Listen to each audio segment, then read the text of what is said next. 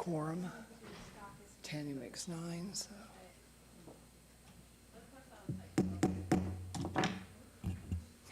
Good morning. Welcome to the June 10th Neighborhood Partners Fund meeting. My name is Matthew Tramp. I am the vice chair of the committee. Can we do roll call? Member Quinn, excused. Member Tramp, Here. Member Jackson Renter, Here. Member Bautista, Here.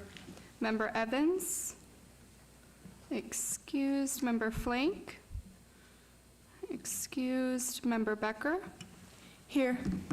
Member Vasudevin, Member Trevino, Member Hardy, excused. Member Iturralde, Present. Member Lindsay, Here. Member Burgess. We have a quorum. Okay. Is anyone participating virtually? Let you know. Thank you.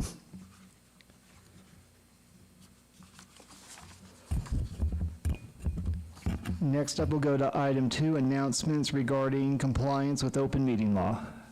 I believe, who do I go to for this? We are compliant. Okay, there's nothing else for that? Okay. No. So we'll close that agenda. Item number 3, public comment. Comments during this portion of the agenda must be limited to matters on the agenda for action. If you wish to be heard, come forward and give your name for the record. The amount of discussion as well as the amount of time any single speaker is allowed may be limited. Is anyone requesting to speak during public comment period? I cannot see through this. Since we have none, I will close this agenda.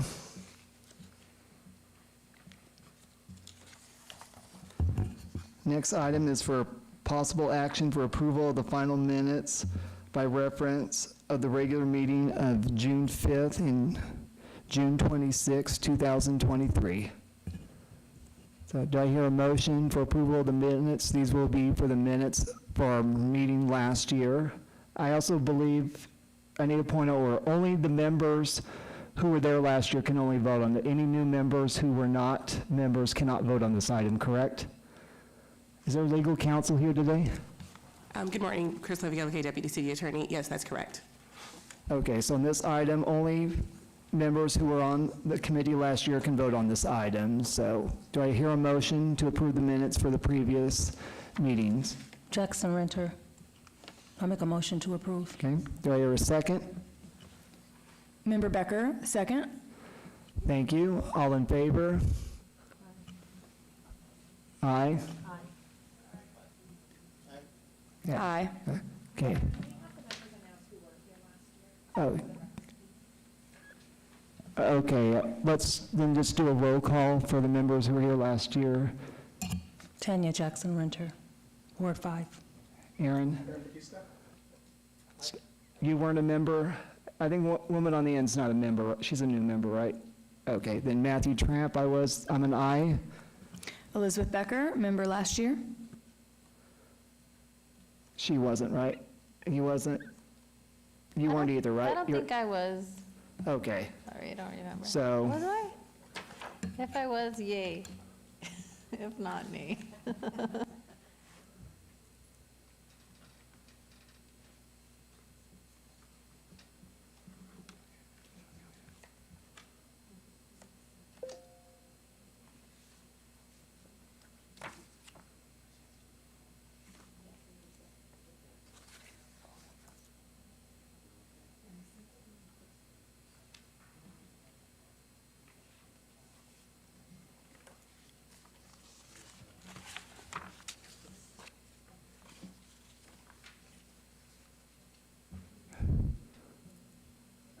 Legal counsel, are we in order, right? Yeah, so I was speaking with the clerk, and it does look like we have a majority of new members on the board currently. So as long as all of the new members had received those minutes and had a chance to review them, then they would be able to vote on this matter. Okay, to be a quorum. and it was voted unanimously. So I believe we followed everything legally, correct? That's correct. Okay. How many people voted for that last, did we get everyone? Everyone raise your hand if you remember who voted aye.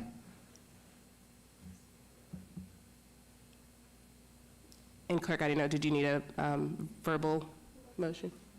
They did do a verbal vote.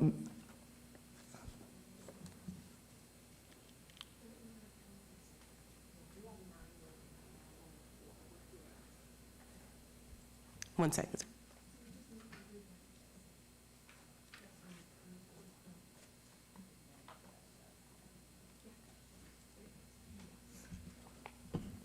Point of clarification, we just need everybody present to either approve or deny the minutes of last year, since you were all sent them in the posting email. So what I'll have is members who are eligible to vote for aye, please raise your hand. Which is everybody that was sent the minutes of last year is eligible to vote. Yeah, and they all approve the minutes to be confirmed, correct? So,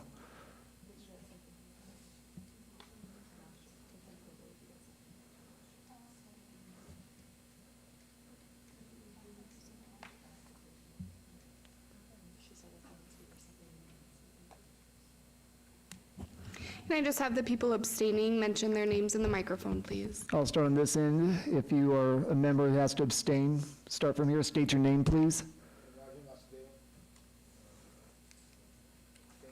I guess, abstain? Okay.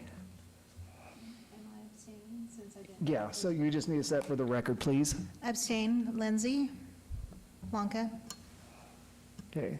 Were you a member last year? So we just need you to state the record you're abstaining from voting because you're not eligible to approve the minutes for our agenda. She is eligible to vote since she Oh. was sent the minutes. She just has to choose if she's approving or denying the minutes. Okay, so we need your vote, please. Okay, your name, please. Okay. The next, Maria Trevino, for the record, I approve. okay, and you on the end was not eligible, you have to abstain, right? Yeah, I'm abstaining, Samantha Burgess. Okay, so we got that set.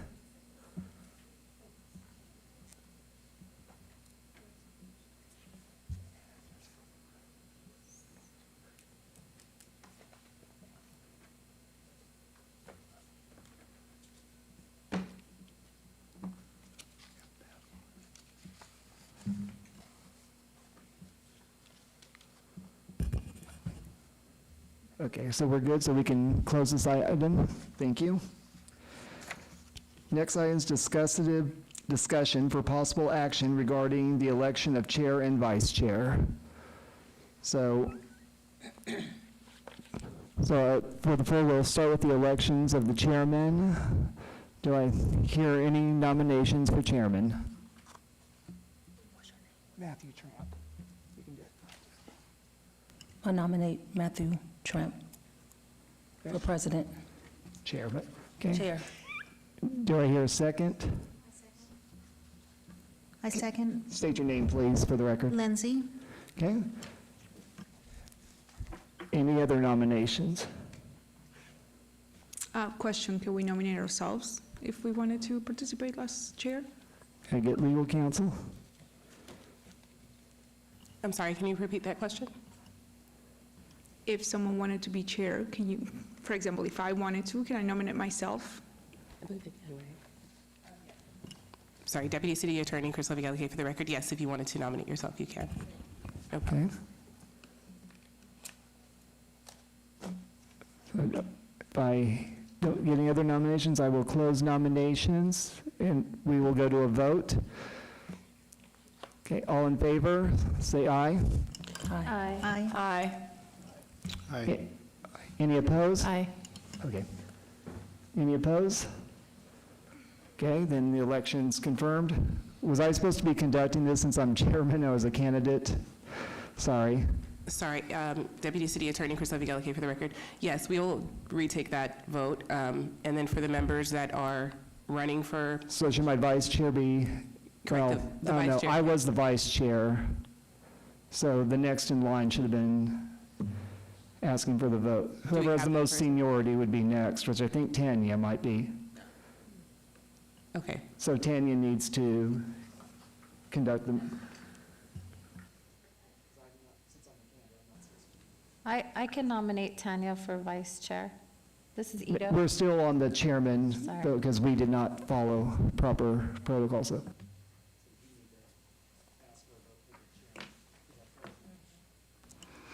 I would like to ask for a vote for the chairman for Matthew Tramp and anyone else? That was all.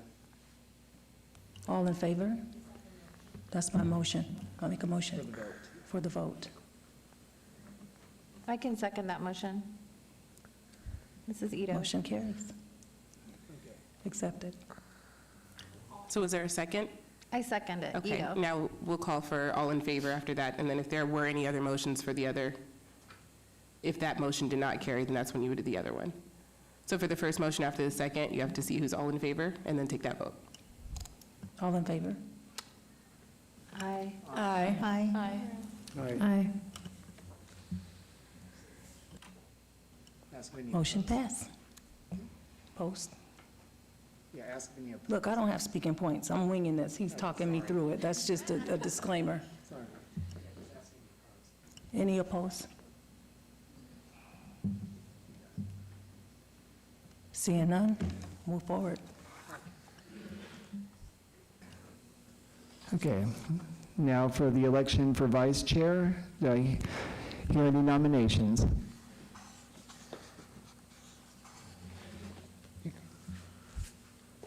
This is Maria Trevino. I would like to nominate Tanya, if she's okay with that. Okay. And do I hear a second? I'll second that. It's Ito again. Okay. Okay, any other nominations? If not, I will close the floor. We have a nomination for Tanya Jackson Brown, Renter, I'm sorry, for vice chair. All in favor? Aye. Aye. Aye. Aye. Aye. Any opposed? Okay. The motion's approved. Tanya is now vice chair.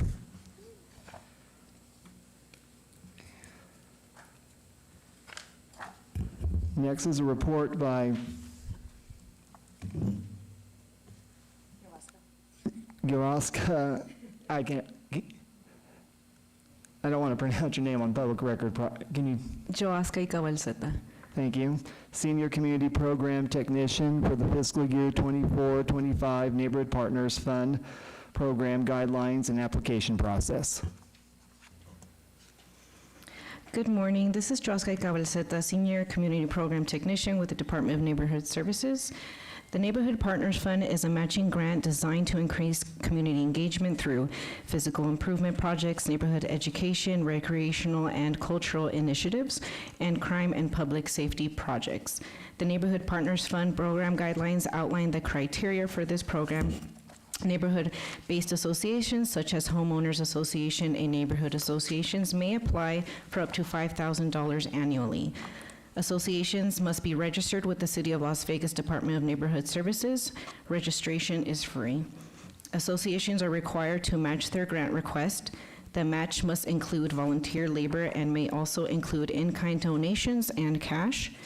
A minimum of 25% of the match is required to come from volunteer labor, valued at $30.81 per hour this year. Associations can meet their match entirely with volunteer labor. This is a competitive grant process with a total budget of $80,000. The application process opened on January 29th, 2024, and closed on April 25th, 2024. Neighborhood Services staff provided 3 workshops in February to provide guidance on applying. 1 of the workshops was in person and 2 were virtual. Notice of the grant application was provided by press release on Nextdoor social media and through the council office's electronic newsletters.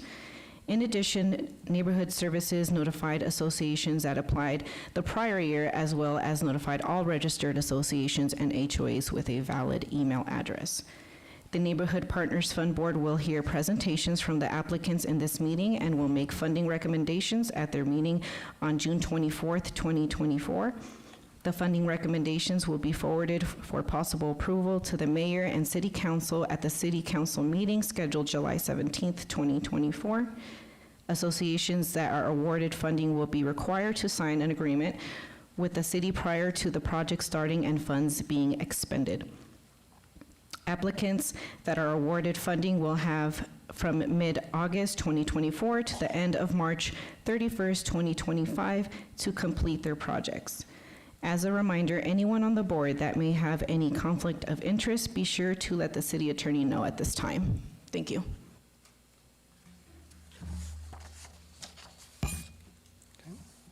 Oops, where's my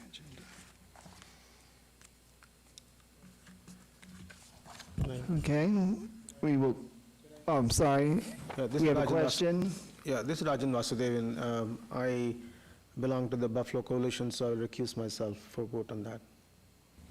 This is for the Buffalo Coalition? Okay. We got that on record? Yes, sorry, what was the name of the member? Rajan Vasudevan. Thank you. Okay. Is there anyone else that has a question or needs to abstain, recuse himself on any neighborhood items? Nothing? Okay. So, does anyone have any other questions with staff regarding this item? Okay, then I will close this item. So we'll go to item 7, presentations on Neighborhood Partners Fund Board Grants Program applications submitted by the Aurora Top Neighborhood Association, Buffalo Coalition Neighborhood Association, Community Crusaders at the Meadows Neighborhood Association, Copper Palms Homeowners Association, Hundreds Neighborhood Association, Magneta Lane Homeowners Association, Palomo Gardens Homeowners Association, Rainbow Family Park Neighborhoods Association, Rock Springs Vista 3 Neighborhoods Association, and Tanglewood Homeowners Association.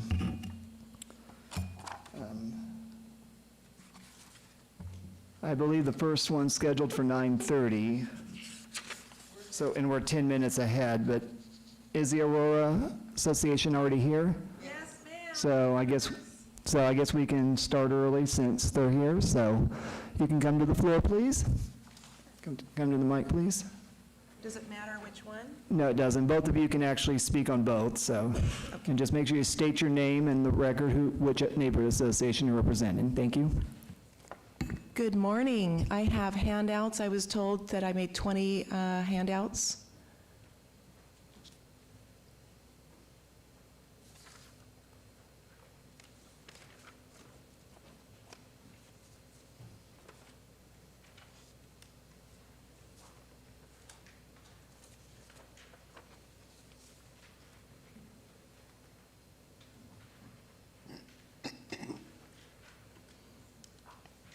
So I know I only have 5 minutes. I don't know when that starts. Okay, great. When you start speaking, we'll count the time, okay? Great, thank you.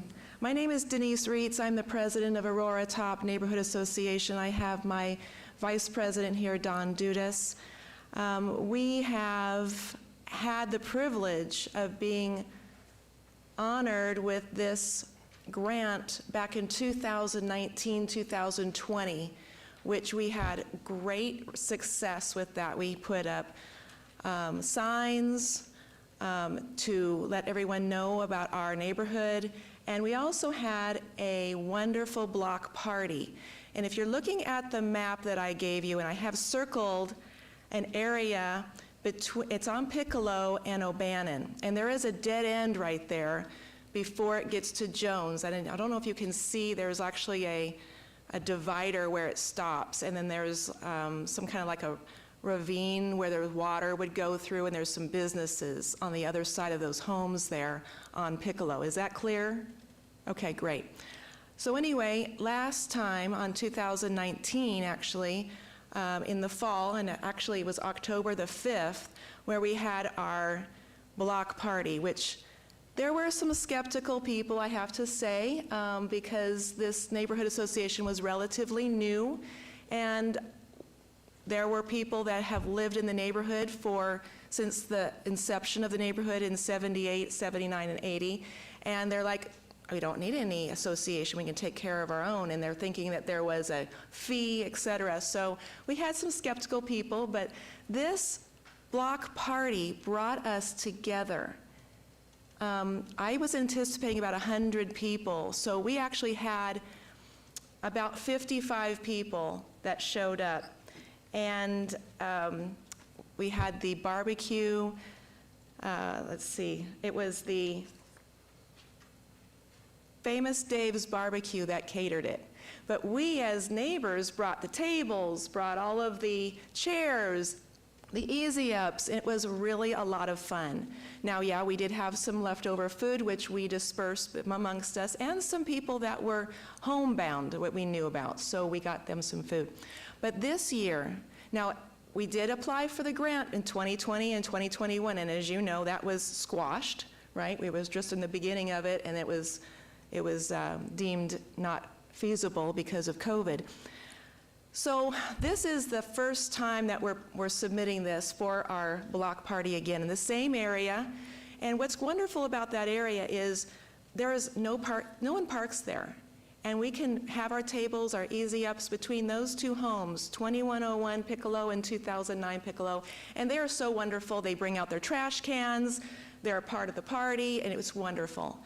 And, we also have a fire truck that shows up, Station 9, that's right on the corner of Oakey and Torrey Pines. And we also have an ice cream truck that's coming too. So we've got it all situated and everything's set. We've got everybody ready to go as long as we're approved for this grant. Is there anything you want to say, Dawn? No, it's just a great event to get our neighborhood together and to get to know our neighbors, and it's always fun. Family fun, good times. Did you have any? Thank you, we appreciate it. Yeah. So is there any questions? I will now go to my members if there are any questions. Okay, state your name, please. This is Maria Trevino, for the record. Hi, Denise, with Ward 1. So are you guys planning to like walk around and give flyers? How are you attracting more people? So we, the board, now we have block captains on every street. So we're going to disseminate those flyers to those block captains, and they are going to give them to the people on their streets, yes. So it's really more well-organized, more so than it was back then, because it was newish. 2017, 2018 is when we actually inseminated the Aurora top. So yeah, we're really excited. I think we're going to have really close to 100 people this time and no food left over. Anyone else over here have a question? Yeah, this is Rajan. That's a great initiative, so good job on 2019. Couple of questions I had. I'll just start with the first one. So you're looking for a grant of $3,000 minimum and a maximum of $3,500? So yeah, it's, I don't know if you have a copy of the attachment that was submitted with the grant. So $300 for the ice cream truck. That's $3 per ice cream, so it's 100 people, $300.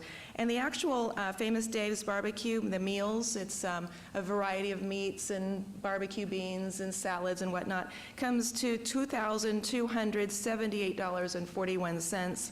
And then I've got Walmart paper products, $500. That's going to be for your plates and your napkins and your, all the tablecloths and whatever else, and incidentals. Paper trash cans, etc.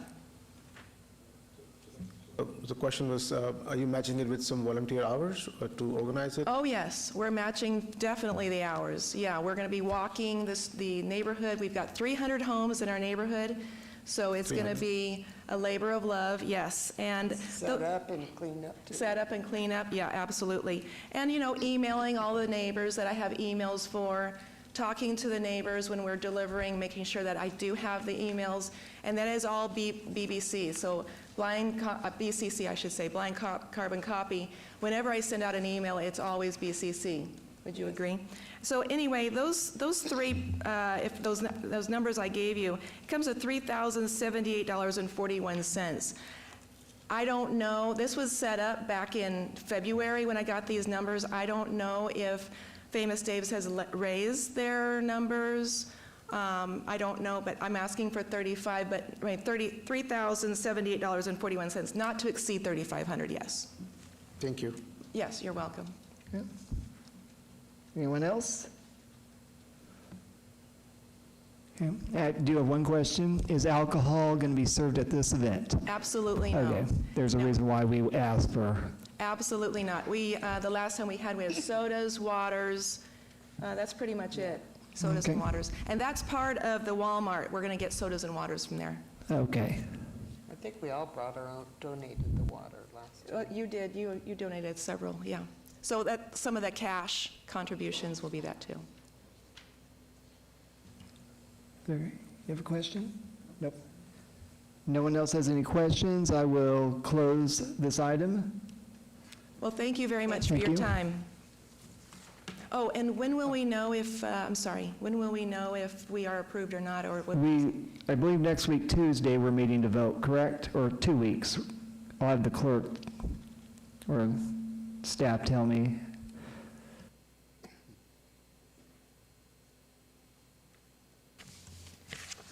At the city council meeting is when they'll make that decision. That will be July 17th, 2024.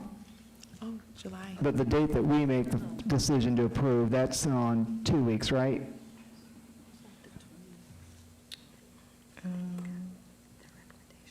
forgot what day we were setting the meeting for. Yes, at the recommendation meeting, June 24th, 2024.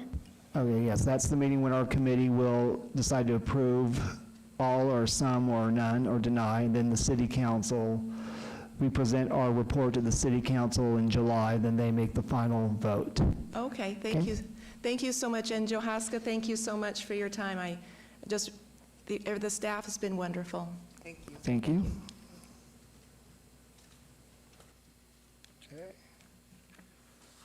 We have next is the Buffalo Coalition. Are they ready? Okay, we're a little ahead of the schedule, so, but we can.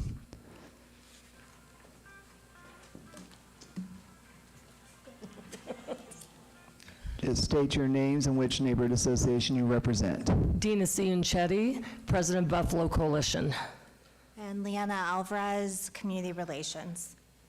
Is this the clicker? Okay. Good morning, everybody. Thank you, City Council and everyone. Everyone from the Buffalo Coalition, we want to thank you for having us here today. We also wanted to thank everybody for the proclamation we received from Mayor Goodman and City Council for stating March 8th as Buffalo Coalition Day. We're very happy about that. Today, we're looking back at what we have done with the grant from last year. We do our trash pickup the first Saturday of the month. We have picked up over 5,000 gallons of trash this year. We also do coffee on the curb to inform the neighbors. We do our weekly neighborhood watch meeting. We meet every Thursday at 10 a.m. at Desert Wind Coffee Shop. We have an open invite to all neighbors, LV Metro, local businesses, and Good Samaritan Church. Our goal is to involve and bring our community together. We also did a neighborhood safety fair where everyone loved it. We did the fire simulator, and we showed fire and bike safety. We also did one at Deerfelt School, where we had the marshals, Metro Police, and the company called Safety Routes, which provided bike safety. We also did our block party, over 100 friends and neighbors, 2 food trucks. We do daily patrol and sending out signal alerts to everyone if something happens in the neighborhood. Everything we do is for the safety of our 172 homes in our community and bringing our community together. In 2004, 2005, we're for the Neighborhood Partner Grant Fund grant, the Neighborhood Safety Project will encourage participants from LV Police Department, LV Fire, neighborhood volunteers.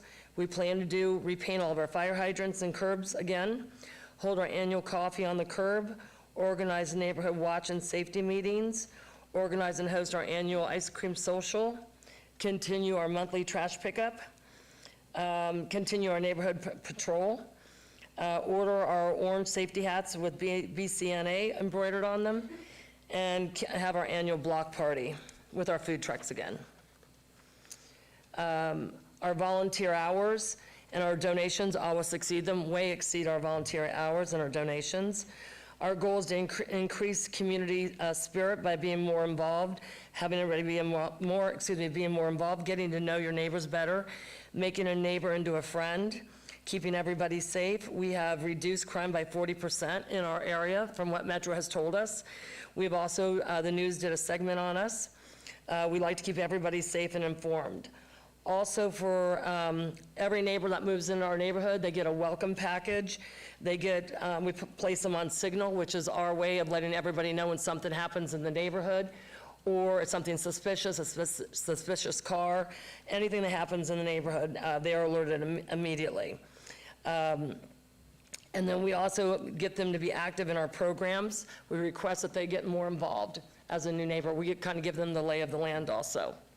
And just to interject, I think one of the biggest things from our neighborhood is that we look at this as an ongoing community process.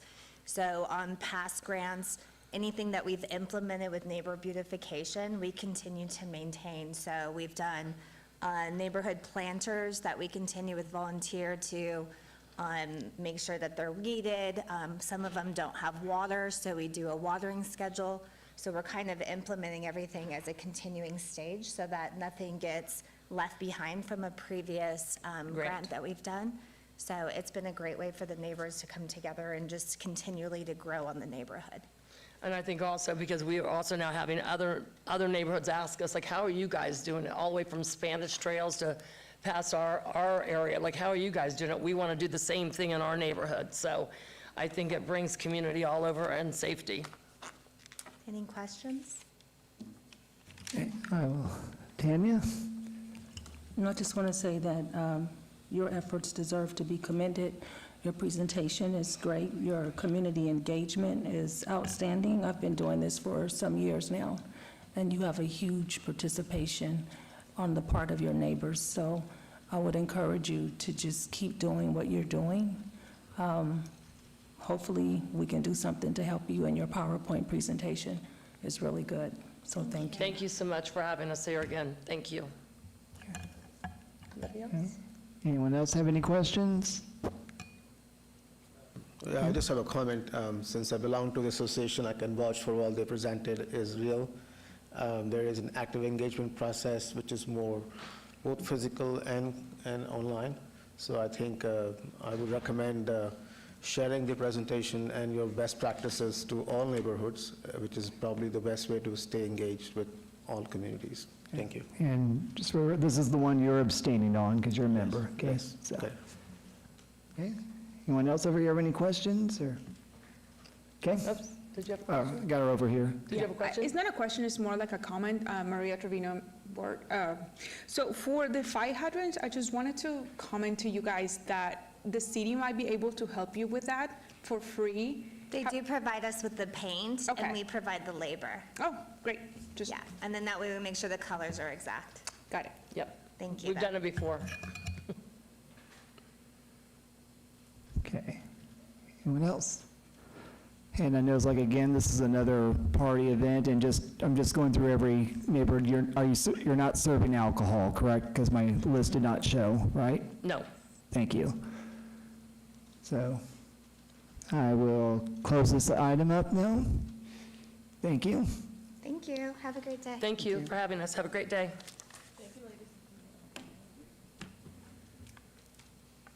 Okay, next we have the Community Crusaders of the Meadows Neighborhood Association. Are they here today? Thank you. Yeah. Okay. You got flyers to pass out?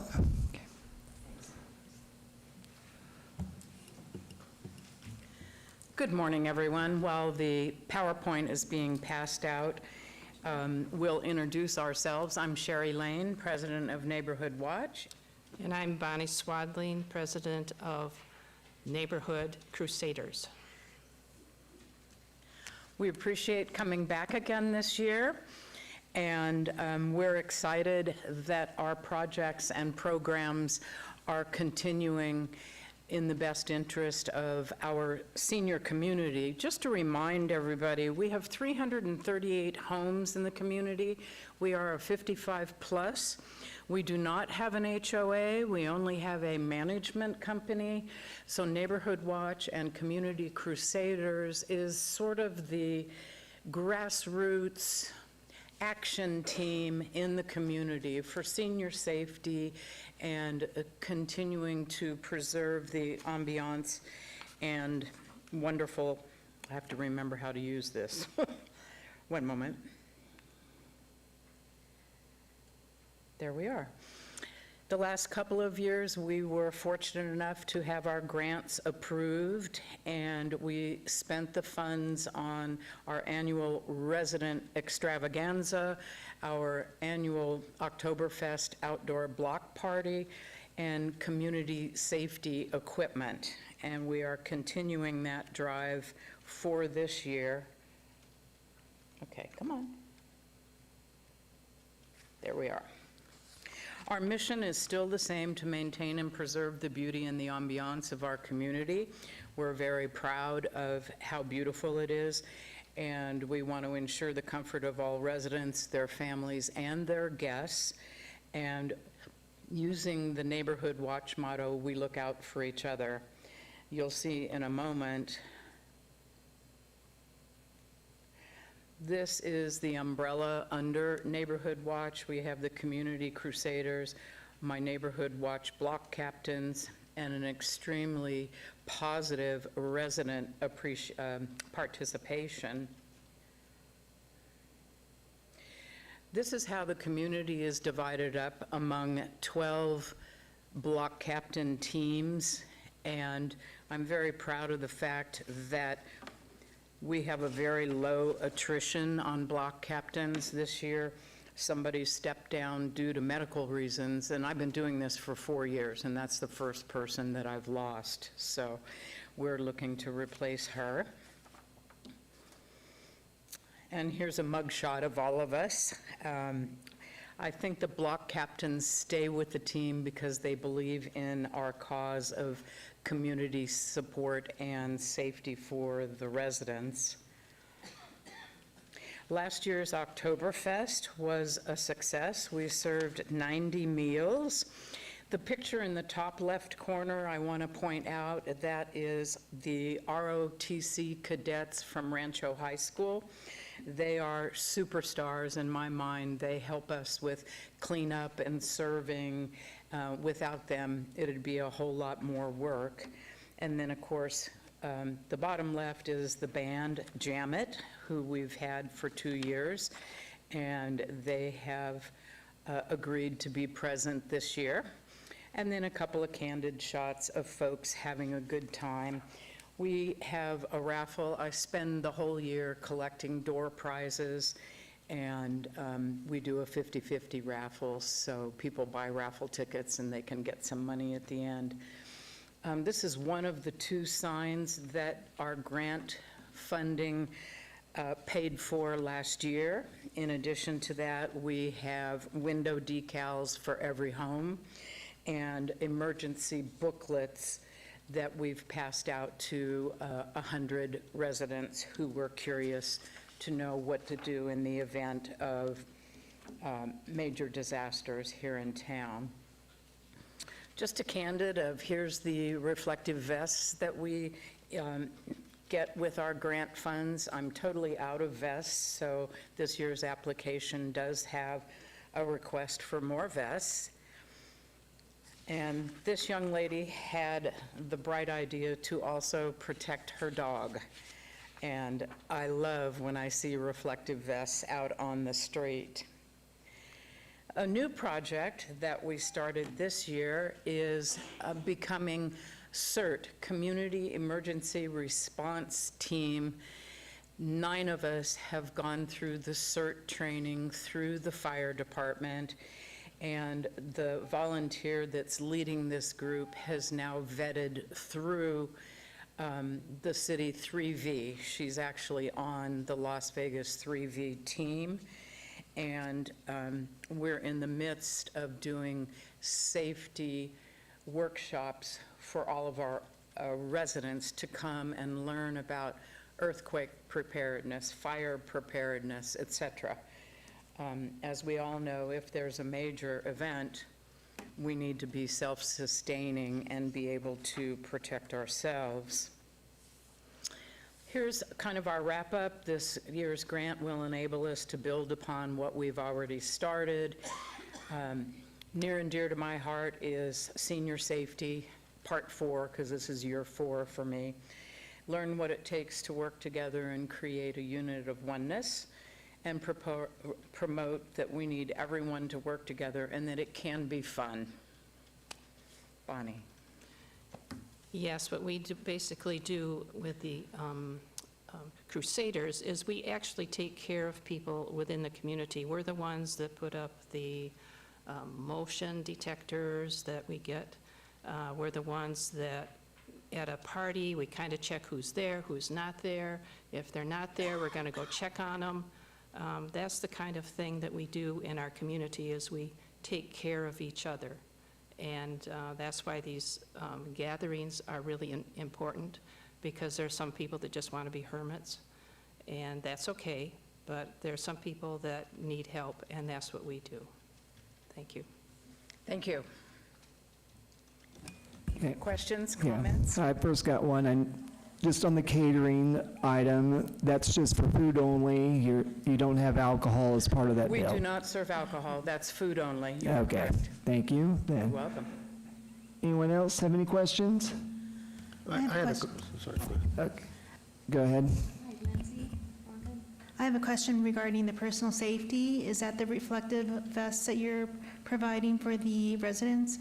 Yes, by providing the reflective vests for those people that like to walk and ride their bike in the dark, and flashlights so that they can see their way, and people driving in the community can see them and their pets. And like that one example, they're starting to put lights on their pets as well. And then we get the motion-activated solar lights that can be mounted on the exterior of the homes, and that's where Bonnie's team comes in to help put those lights on the houses for people that aren't able to do it for themselves. Thank you. You're welcome. Cedric, you always have a question. Okay. No question? Well, actually, I want to just ask a little more. So you said you had sensor-based solar lights. My question was, are you using the grants to purchase the lights, or using the grants to, how are you using the grants for the solar lights? Can you answer it? I didn't hear. I'm not clear on your question. I couldn't My question hear it. is, you mentioned about the solar lights. Oh, the solar lights. So are you using any grants for the lights as well? They're motion-activated solar lights that we buy at, I believe this year it's either Home Depot or Lowe's. And I bought a new drill so we can get up there and put them on the outside of the house. Okay, do you know how many have you installed as yet? I mean, what is the success? How many have you installed? How many have you installed as yet? How many units did you install? I think we ordered Need you to speak in the mic, ma'am, for the record. Yeah, because this is a open meeting, we have to, and it's audio, so we have to hear. I'm pretty sure we ordered another 100 lights this year, because some people want them on two sides of the house, or the dark side and the light side. I don't have the order with me, my bad. Right. Thank you. You're welcome. Okay, any other questions from members? You have one? Okay. Tanya? Thank you, everyone. Tanya No. Jackson, She has one more question, so. for the Oh, record. I'm sorry. I just want to say what you guys are doing are amazing, and your seniors is over 55. You're still young, first of all. It's a But I lot of work. appreciate your efforts to look out for your neighbors, and that you have some sort of system in place to check on your neighbors. So you're to be commended for that. Thank you. Enjoyed your presentation. It's so important. Thank you so much. Next. Okay, our next is Carper Palms Homeowners Association. Are they here?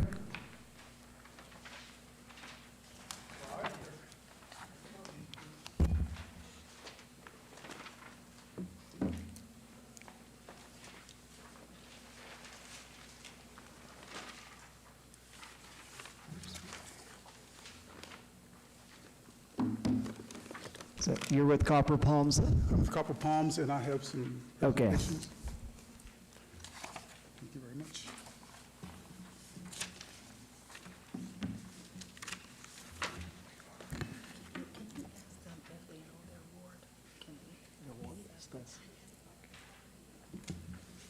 The wards are listed on here.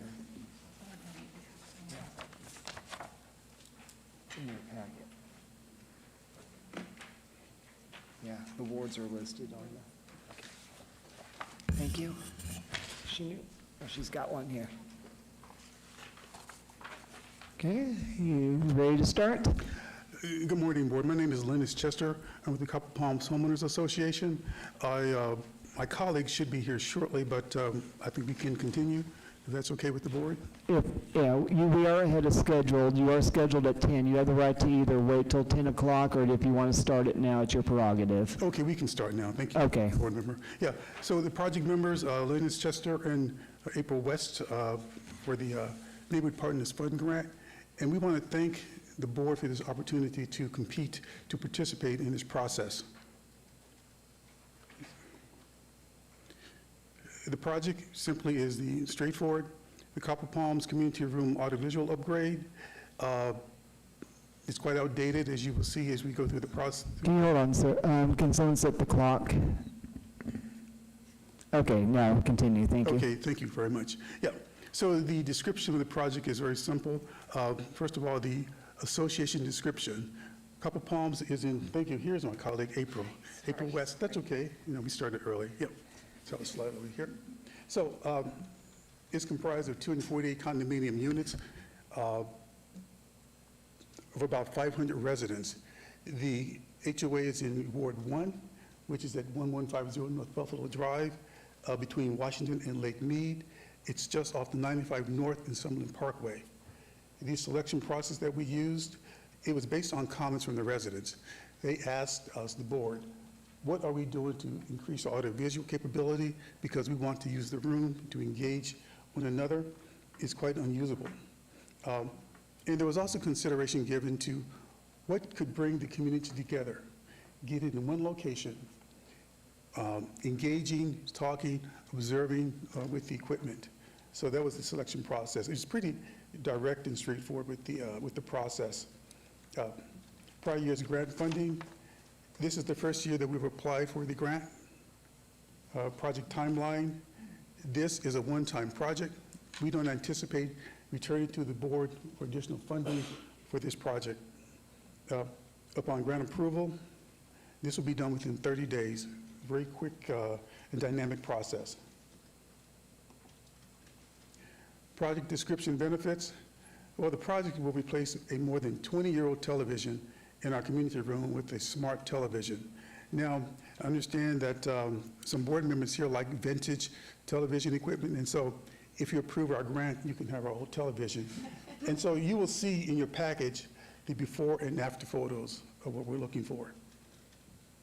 The impacts and benefits of this grant, of this process, of this program. What we would like to do is to have live streaming of First Tuesday events with Metro. Now, you may ask, why can't they travel to the location for the First Tuesday? Well, they could do that, but it's more convenient for the residents to be able to walk up to the clubhouse and to sit there and see what Metro is promoting, is advocating for police safety and safety initiatives. It'll be a huge win. We believe that would be the case. It will also be a central area where people can gather and watch movies, sports, other forms of entertainment. Now, we're working through what we want to do with this. It could be, pizza night at the clubhouse where people can get together and talk about what's going on with their lives, watch sports, the Super Bowl parties. It's to get people to know each other better. And we believe by doing that, it builds a stronger sense of community and embrace the community better. And also make possible on-site presentations by the Copper Palms Metro Crime Prevention Specialists and other organizations. Our specialist is Manuel Barella at the Summerlin Station. He's a very engaging young man. He likes to brief HOAs about what's happening with the with safety, with initiatives. And so we are confident that Manuel will come to us with the presentation. We can promote the event so he can talk to us one-on-one, show a slide presentation in the community room about what he's doing, what Metro's doing to protect Copper Palms and the surrounding area. The project team and involvement, myself and April West. The involvement is very direct and straightforward. Overseeing, preparing the grant application, of course, overseeing the equipment installation, and promoting First Tuesday and other events. I think this will snowball. People become more attached to this as we move through the process. The funding requested, we know that the maximum amount is $5,000, but we're only asking for $3,200. And this is the allocation of the funds, $2,700 for the television, and $480 for miscellaneous things that will no doubt pop up as we go through this process. And so with that, it's a quick presentation. Are there any questions? Okay, and I'll go to my committee. Okay, Tanya Jackson. Tanya Jackson, renter for the record. So you said you don't anticipate coming back next year? Why? Well, not for this project, board member, no. It's just a one-time funding request for this. That's all that we need for that. Well, let me tell you something. Okay. Technology is constantly improving, and smart TVs are getting smarter. So don't close out coming to the city. We have these grants to help neighborhoods, so please consider coming back. There may Okay. be an I upgrade. think we should do that? Yes. Yeah, I Yes, think we will, definitely. yes. For sure. So Thank you. it doesn't help you by saying you're not coming back. This is this year. Okay, Take gotcha. what you can and come back next year and ask for more. Fully As long as the understand. program is in place. Message received. You're Got always it. welcome. Thank you so much. Thank you. A quick Yeah, question. go over here, start over here. Go ahead. Hi, good morning. My name is Maria. Good morning. Trevino. Sorry, I always forget about telling my. So, where are you planning to buy this TV? We're going to use a local, it's going to be with Best Buy. Okay. Which is in Ward 1. So, just so you know, I'm on Walmart's app right now, and there's a bigger TV, a 75-inch for cheaper price. Yeah, we looked at that because it's about the space that's in our community room. We looked at the options, 42-inch, 65, 75, and even larger. And 65 is what will fit in our community room. Because 75, it'll be just too vast for the space. Okay, cool. Yeah, and really, we wanted a larger television, but it just wouldn't work. I mean, it would burn your eyeballs by being so close to it. If I can ask a question. So how many people can you seat in your clubhouse to view at any point of time? We can seat 12 in the community room. However, there's a space in the back where people can stand. So I would say total in that area, maybe 20, 25. And what are your hours when people can access the TV? Well, what we have to do, we have to publicize what we're doing for for the clubhouse, for the community room. We will publicize the hours. For example, if there was a first Metro presentation, we'll get the word through notices, through email blasts, that it's going to occur on this date between these hours. And also people can schedule the clubhouse from, I think, 8 a.m. until midnight. And so that's that option. So the clubhouse is accessible between 8 a.m. and midnight? If it's scheduled, yes. If it's scheduled? Yes. Mhm. And all residents have access to this clubhouse? Pardon? All residents have access to the clubhouse? Homeowners have access to the clubhouse, yes. And it is through a key card or is it open access? Well, we have to contact a board member or management to open the clubhouse. Oh, I see. So it's not available to everybody. Nobody can walk in. You have to. Oh, no. Nobody can just walk in and take the equipment. It's alarmed, it's secure to make sure that our assets are protected. I see. Okay. Thank you. Anyone else? On the end? Okay. Hi, this is Samantha Burgess for the record. I'm actually looking up this TV at Best Buy, and it's $1,200 for this TV. So I'm curious, if you do purchase this TV, are you going to be doing something else with the money if we grant you this, or buying other equipment to go along with the TV? I'm just curious. Well, what we might have to purchase is some, I don't know, some amplifiers. When the technician came to assess what has to be done, he said, you have enough equipment now. The television should be sufficient. However, you know, as we start to connect everything, it's possible something else could be needed. Right now, I think that should be sufficient. Okay, I do want some clarification too.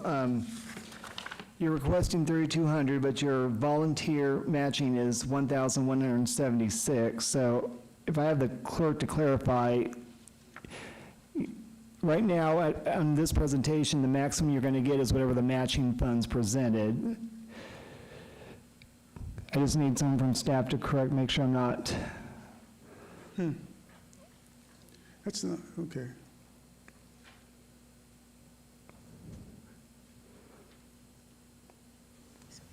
This is Joaska with the Department of Neighborhood Services. We can work with them in the next couple of weeks just to make sure that their volunteer hours match. So in order to get they need to present more volunteer hours to That's get correct. that fund, or else whatever we can only match what they present in volunteer hours, which is match. So, correct? It could be also in kind or cash donation. Okay.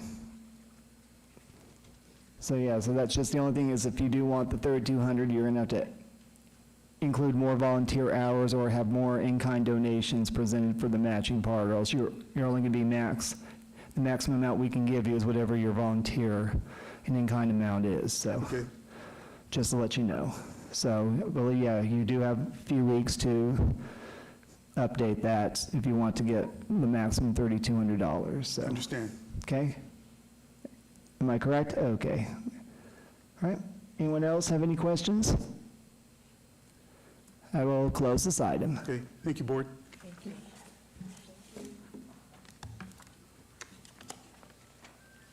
Next up is Glen Heather Estates. Are they here? I'm here. Okay. Yep. We're ahead of schedule, so.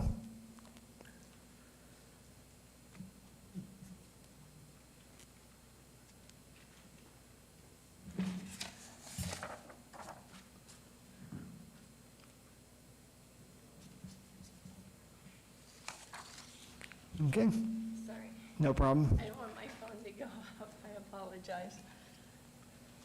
Just state your name and which neighborhood you represent. Okay. Shelley Walters, and I'm from Glen Heather Estates Neighborhood Association. So, okay, I think I can work this.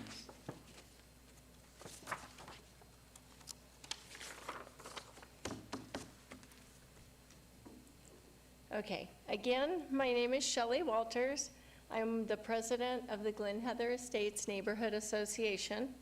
We're a neighborhood with 182 homes located at the southeast corner of Rancho and Oki.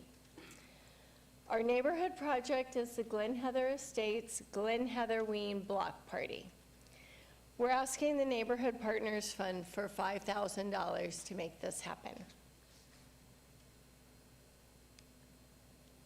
Wait. There we go, sorry. Okay. With the help of Neighborhood Partners Fund, our previous neighborhood projects have been very successful. In 2013, we designed and built our own neighborhood monument sign. In 2016, we painted the exterior of our neighborhood walls. In 2018, we had a Halloween-themed block party. In 2020, we had a neighborhood cleanup and we had refreshments for that. And in 2021, we had our second annual Glen Heather Ween Block Party. In 2022, we had our third annual Glen Heather Ween Block Party. And last year, we had our fourth annual Glen Heather Ween Block Party. We had over 100 volunteers for our party and over 200 neighbors participate last year. Made it a very successful event. Our grant was $5,000 and our match was $11,002. This year, we are hoping to have our 5th annual Glen Heatherween Block Party. The neighborhood is very excited about our decision to make this an annual event. The project will benefit the community in so many ways. It's been a great way for us to meet neighbors, create friendships, build relationships with neighbors, vendors, and surrounding businesses. We have our neighbor, Rock the Party crew, who does the DJs. He'll be doing the DJ services, and Quality Food Service will be doing our refreshments at a discounted rate.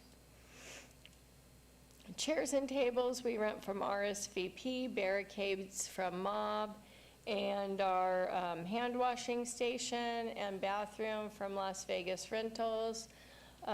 Party City for all of our balloons and party supplies. Neighbors will donate time and the rest of the items needed for our party. There will be cash donations from our neighborhood association and others. The estimated total cost for the block party is $5,800 to $6,000. And just a note, our neighborhood association is not an HOA. It's a volunteer neighborhood association, and we work off of donations from the community. Now, if you're new on this board, you're probably wondering what Glen Heatherween is exactly. The event is held prior to Halloween, and this year it'll take place on Saturday, October 26th. Each year,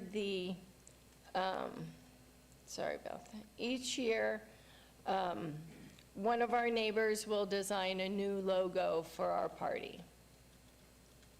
The invitations and postcards get sent out, and everything is posted on our Facebook page.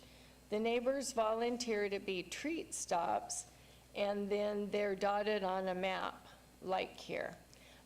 Just another side note, as you can see on our map, our neighborhood's shaped like the state of Nevada. And let's see. Okay, so the way this starts is the neighbors decorate their homes.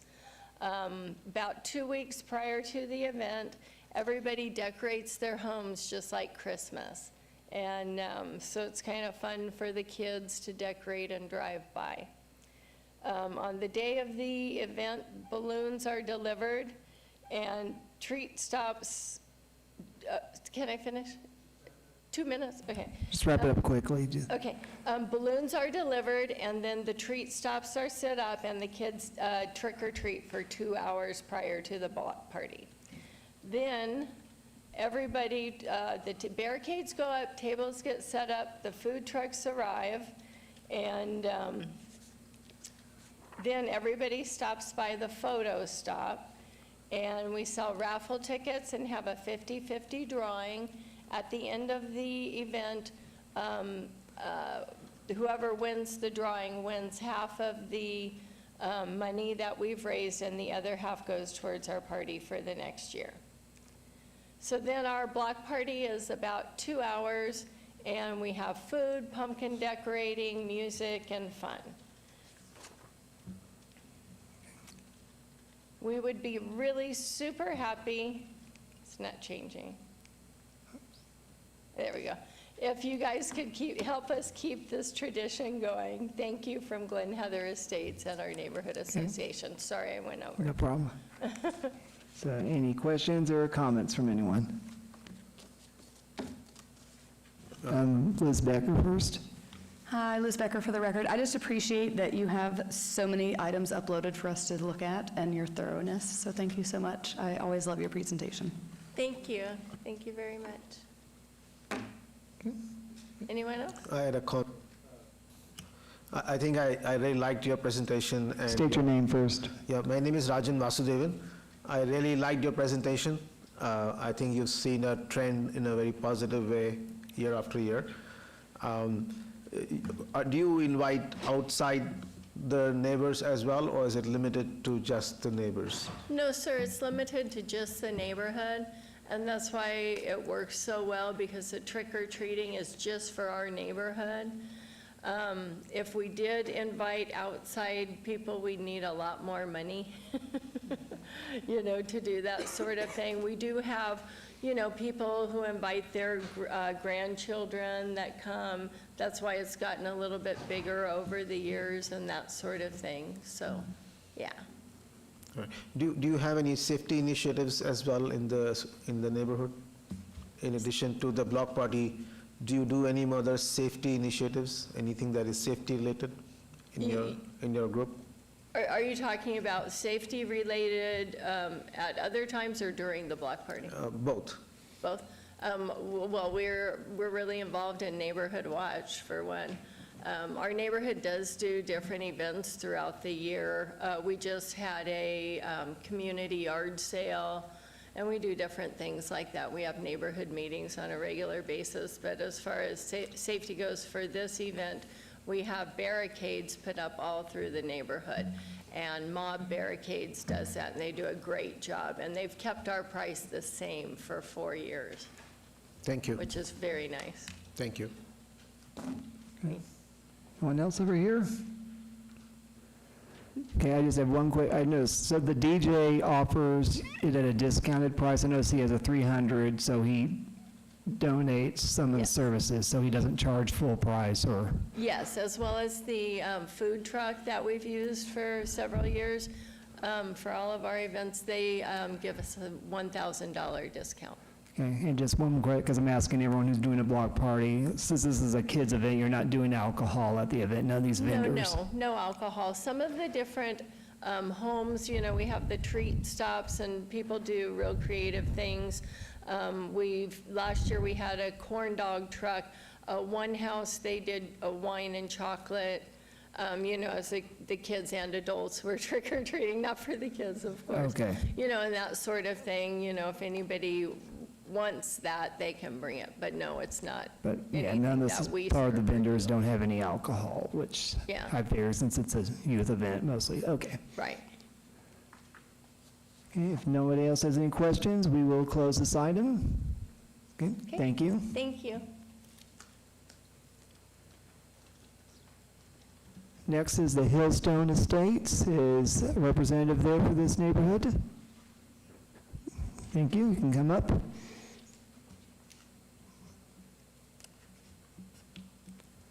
Yeah, just state your name for the record and the neighborhood you are representing. Yeah, good morning. I'm Jim Barlow, representing Hillstone Estates, HOA community.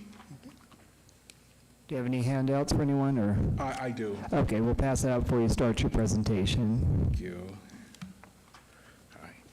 Should be 20 of each. Let me give them to you in order.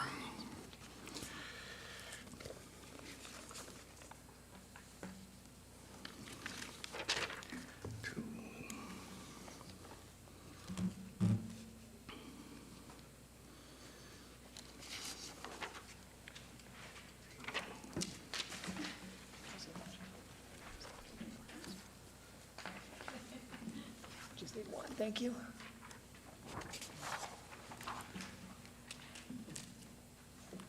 Okay, whenever you're ready to start. Okay. A few more handouts.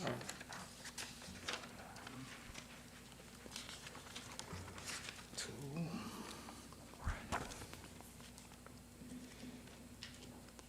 Thank you.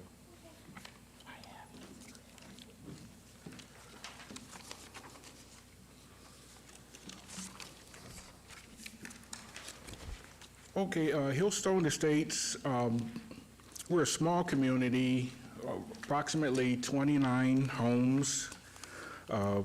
We like to think that we punch above our weight in terms of the impression we make on the community. First off, I'd like to give thanks and appreciation. A number of years ago, we submitted a grant application for some enhanced wrought iron above the entry gate. That is one of the pictures. You should see wrought iron above our block wall at the entry gate. This was as a result of our last grant a few years ago. We were having problems with unauthorized entry in the community, folks jumping over the block wall to get inside. We had incidences of burglaries and what have you.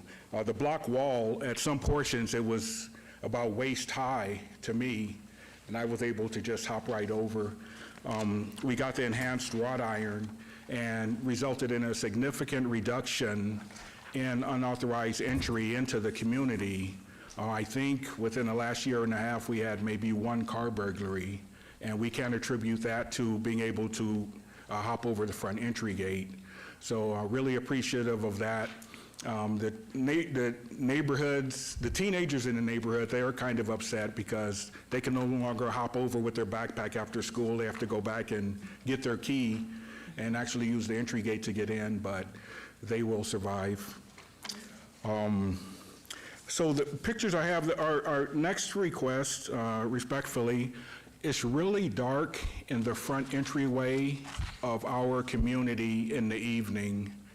And the challenge we have is we have elderly individuals, a number of elderly individuals in our community, and particularly when it's warm and in the summertime, they like to get a walk and exercise in either in the morning, early morning, or evening after sunset. The problem is at sunset, it is very dark at the entryway. If I have the prints in order, there should be one picture showing our Hillstone Estate sign at the front entryway in the daytime. And if you can see another picture with our front Hillstone Estate sign, that's a picture that was taken in the evening after sunset. There's one picture with a number, with the speed sign and a neighborhood watch sign on our gates. That is an evening picture, if you have it. We've attempted to mitigate. There is some lighting that was there. It's pretty old. We've been doing ongoing repairs. We have solar floodlights that we've put out as we to try to get a little more lighting out in that front area, but it is still pretty dark in the evening. One of the pictures represents the street in front of our entryway. It's Pioneer Street heading to Elkhorn, and it is very dark in that area. We can't really do anything about the public street, lack of lighting access, but we'd really like to see if we can get some enhanced lighting in and around the entryway. Like I say, elderly folks and others who like to just stay within the community, there's 2 cul-de-sacs, and they prefer to just walk the 2 cul-de-sacs in the community, but in the evening it's a real challenge with the lack of visibility as a result of the lack of lighting in that area. And that is it. Thank you. Okay, I will now, any questions from the board?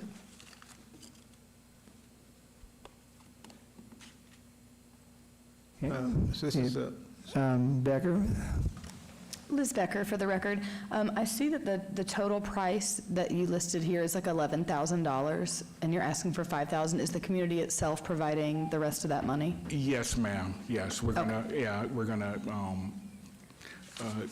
add the money. Yeah, from the Hillstone Estates in order Okay. to finish the project. Yes. Thank you so much. Yeah, and it's stated their volunteer matching hours is above 5,000, so I saw the document, so. Okay. Anyone else? I had a quick question. Rajan Vasudevan here. Have you requested the city to help out with the public lighting? Have you contacted the city to install proper street lights on that street? Because it is a public street. Yes, we have actually. It's a bit of an ongoing challenge for that particular area. Actually, it stretches maybe close to a 1.5 mile where a number of individuals are making the request. So my understanding is we're in line waiting to plead our case on that issue with a number of other neighbors from other residences in that area. So, yes, we did make the request, though. Thank you. Thank you. Okay. I just have one question for transparency. Did you go through multiple bids for vendors? Did you check? Yes, we did, Okay. yes. And for transparency, is the owner of this company a member of your neighborhood association that's you're wanting to award the project that you know of? No, sir, no affiliation. Okay. Yes. If there's no other questions, we will close this item. All right. Okay, thank you. Thank you very much.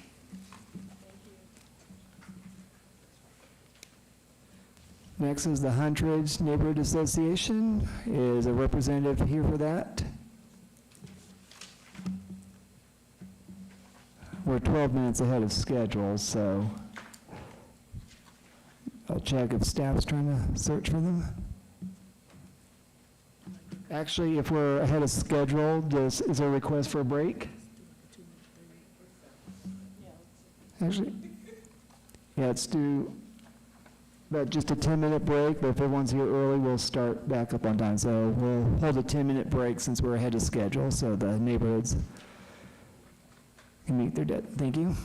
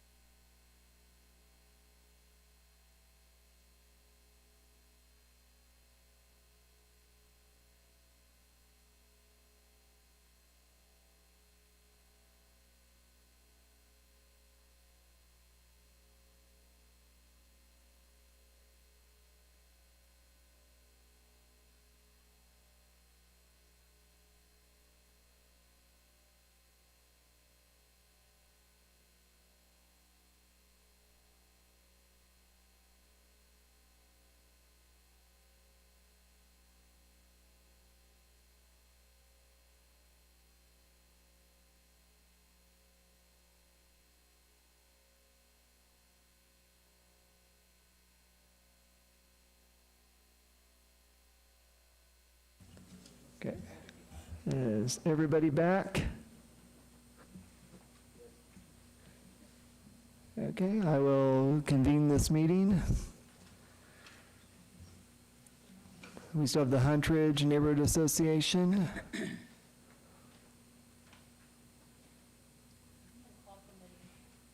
I think.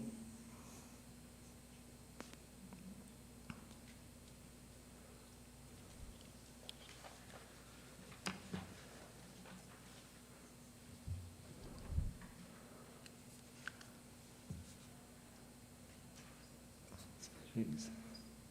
I'll give them one more minute. 10:30 was there.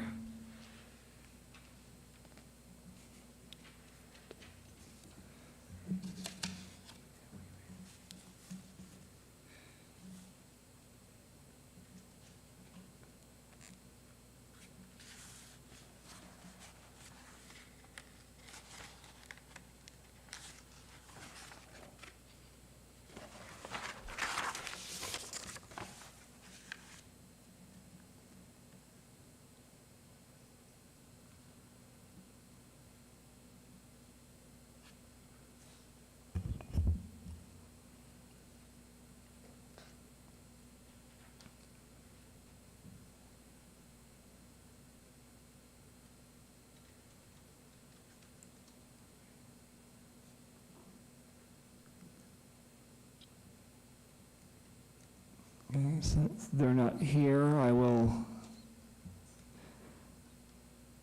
Is Manetta Lane Homeowner Association here? They were ahead of schedule, so I have to give them time to.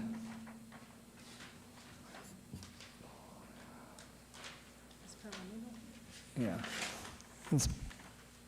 Which association are you with, sir?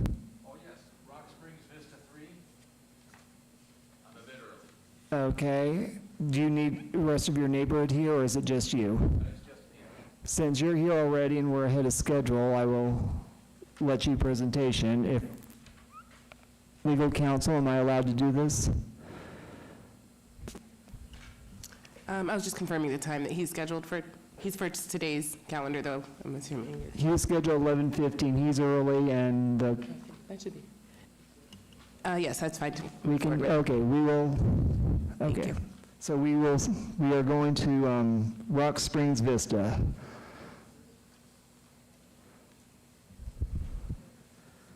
Oh, excellent, thank you, I appreciate it. I'm Robert Freeman with the Rock Springs Vista 3 Homeowner Association. This is our presentation for the City of Las Vegas Neighborhood Partners Grant. The Rock Springs Vista 3 community consists of 576 multifamily homes. Pardon the typo, but we have 2 bedrooms and 2 bathrooms for each. They come the smaller and the larger units. The smaller are 912 square feet. The larger are 1,136 square feet. Nestled in Ward 2, adjacent to Summerlin, across from the Kellogg-Zaire Park. Our homeowners primarily consist of senior citizens, 1 or 2 person households. The scope of the project is to beautify a barren strip of dirt on our property that faces Washington Avenue with drought-tolerant trees and shrubs, also adding seating for a bus stop on Washington Avenue, line 208. In this image, we see some images of the Chinese pistache tree. These are mature trees in their autumn colors. The purpose of the project is to create seating for a bus stop on a busy street, raise the quality of life for all community residents, and enhance property values for all area homeowners, not merely the 576 who call our community home, but everyone in the area, regardless if it is a single-family residence or a multifamily unit in a common interest community. Studies show a direct correlation between landscaping and property values. A study commissioned by Clemson University concluded that improving average to good landscaping can result in a 4 to 5% increase in a home sales price. An article from Money Magazine points out that landscaping expenditures can bring a recovery value of 100 to 200% at selling time. From Trendnomics National Gardening Association, 99% of real estate appraisers concurred that landscaping enhances the sales appeal of real estate. Now, this is the barren strip of land we talked about, and I'd like to point out two items in this image. First of all, behind that white wall are a whole lot of trees and shrubs, all fed by water lines, and our project is going to have the water lines creep under the wall and then feed all the plants and shrubs along there. Secondly, in the middle you see a pole, and on that pole is a bus stop, and that's the bus stop. And here we have a zoom in on that. If you're asking how many people will be affected, 7,000 vehicles pass by this location daily. This is confirmed by the Department of Transportation. This is their AADT, their annual average daily traffic for Washington Avenue at this spot. There are 34 buses that pass here going westbound Monday through Friday, and additional buses each day, by the way, as well as on weekends. And we'll provide seating, ergonomic seating, by landscapers who have done this sort of thing before for a municipal bus stop. How is the project funded? Well, the cash component is $7,425 from the Rock Springs Vista 3. I'm the treasurer, we have the money. $5,000 from neighborhood partners. Then the GIK is $650 from Chicago Landscaping of Las Vegas. These are our landscapers. They went through the competitive bid to get the landscaping job. They're our third landscapers in 3 years because we really like good landscaping, and we're going to hold them accountable to it. And they are going to offer $650 of pavement stones toward the seating for the bus. And then the volunteerism, again, another GIK, is valued at $1,272, given the way that it's calculated for this grant. Oh, and by the way, hope I did this right. Let me go forward one more. Yeah, this is Red Yucca. I had to learn all the plants and shrubs and trees along with my neighbors so I could curate the conversation. I visited 2 different star nurseries, talked to many landscapers, and a lot of research to find plants that are drought tolerant. They grow quite well in climate zone 9, and some of which are mentioned in the Southern Nevada Regional Plant Guide for bulletproof plants that do quite well. The volunteerism component, the project was selected through discussions with homeowners at monthly board meetings. Several projects were discussed. The neighborhood residents continue their involvement in the project by voting on specific plants to be selected and choosing between different landscapes for the trees and shrubs. And this is germander. Germander is a pollinator. It attracts butterflies, bees, and hummingbirds. Planting choice B is not as complicated as it might look. Down the middle of the screen, we see that 200-foot by 4-foot stretch, 5-foot stretch, and in the bottom left, you'll see 2 trees, the bottle tree and the shoestring acacia, and they're interspersed one then the other, then one then the other. And then between them all, you'll find these beautiful plants and shrubs. That's plant choice B. So if you were a homeowner, you could vote on this one, or you could vote on planting choice A. Here we have the bottle tree again, this time the Chinese pistache tree, again mature in its autumn colors, with the various plants between them. Well, we chose planting choice A. That was the one our homeowners voted on after going through all the selection here. Here we see an image which is supposed to approximate what the seating might look for. On the bottom image are the pavement stones by another project that Chicago Landscaping put out. It won't have that lip on it. It won't be a trip and fall hazard. This is a bus stop, 14 feet wide, paver and wall section, use yard stock, block cap, and so forth. I need you to wrap up. Sorry, your 5 minutes is up. Okay. Yeah, this is radiation lantana, and this is my final slide. Okay. Any questions from anyone? Tanya? Tanya Jackson Renter for the record. I just want to say I appreciate the education and your knowledge of plants and trees. I know she'll probably kill me, but Idolina knows a lot about plants and trees, and I'm sure she has something to say. So, Ido, please. I definitely like your selection. I'm glad you went through the trouble of, finding somebody who could give you advice for drought tolerant and our new zone. So best of luck to you. And just, planting during the right time of year is so helpful. I know, I'm sure you'll get that advice as well. Oh, thank you. Yes, good luck. Okay. There. Hi, good morning, afternoon. Maria Trevino. So for the bus stop, have you talked to the RTC about helping you with this bus stop? No, we haven't contacted them. The bus stop's been there for probably 25 years, and they've never put seating there. There are many bus stops in the area that have no seating whatsoever.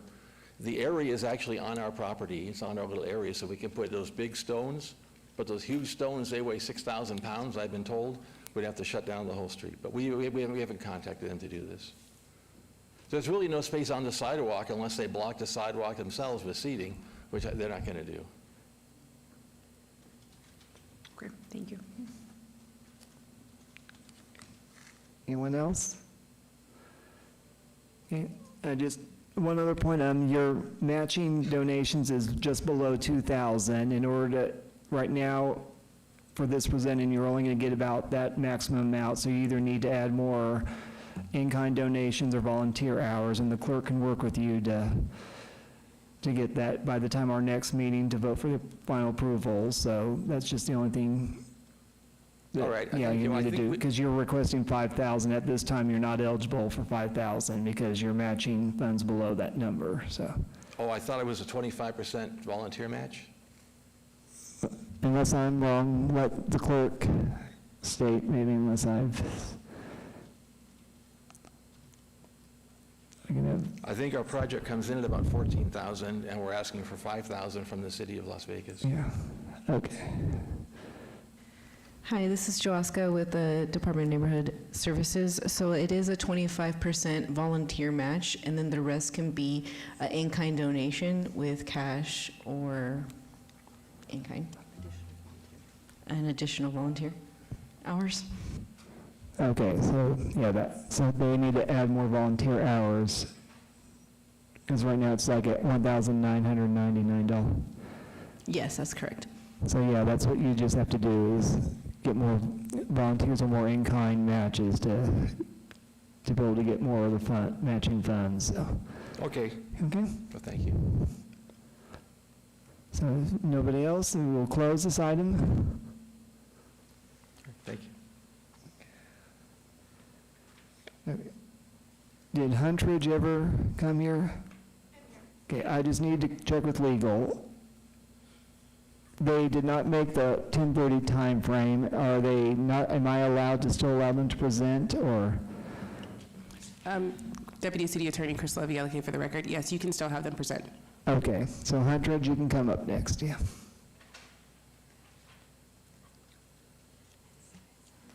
It's just me today. My project manager wasn't able to make it. Yeah, just state your name and the neighborhood you represent. Kelly Wallace, Huntridge. Okay, speak closer to the mic, please. Kelly Wallace, Huntridge. So I'm here to tell you about the plant party that we have decided to use the grant funds for if we receive them. I don't know if any of you were here a few years ago. We had a plant party, and it was a great success. How does this work? So here's some pictures from our plant party we had in 2021. Tons of neighbors came out and got plants. Children, elderly, we had food. It was really fun, and we had it at a neighbor's house. So when we were thinking of what to do this year, we were actually going to do something different, and then I decided to do the plant party again because it went so well. And we wanted to kind of up the game this year, so we decided to ask our neighbors in Mayfair neighborhood, which is directly across Charleston from us, to join us in this. And this has kind of been an ongoing thing as far as involving adjacent neighborhoods to us, just to get to know them and kind of create more cohesion with the downtown neighborhoods. So last year, we had a big party in Circle Park, and we invited Crestwood neighborhood to join us, and that went really great. So this year, we invited Mayfair. And we were both actually built at the same time, around 1941, for the World War II defense effort. So also upping our game, we have been in contact with Norm Schilling. I don't know if any of you know who he is, but he's pretty big in the plant world here in Vegas. He has a show on NPR, and he just opened his own nursery downtown, and that was kind of part of the impetus for me to do the plant party again, because I went to his nursery and it was so great. And I thought, well, this is a good way to not only do the plant party, but also support local businesses. And so he is very excited. Him and his wife both run the nursery, and they actually own a house in Mayfair, which I didn't know at the time, so it was kind of like a kismet sort of thing. So he's going to be picking all the plants and trees, and we will have them to give out to neighbors. And he will be on site giving advice on planting and caring for these plants and trees. And it will be at Mayfair Place Park, which is right next to the fire station on 15th Street. And there's a playground and some shaded area, and we will be providing coffee and donuts, and it will just be a fun neighbor and family-friendly event. And that's the pitch.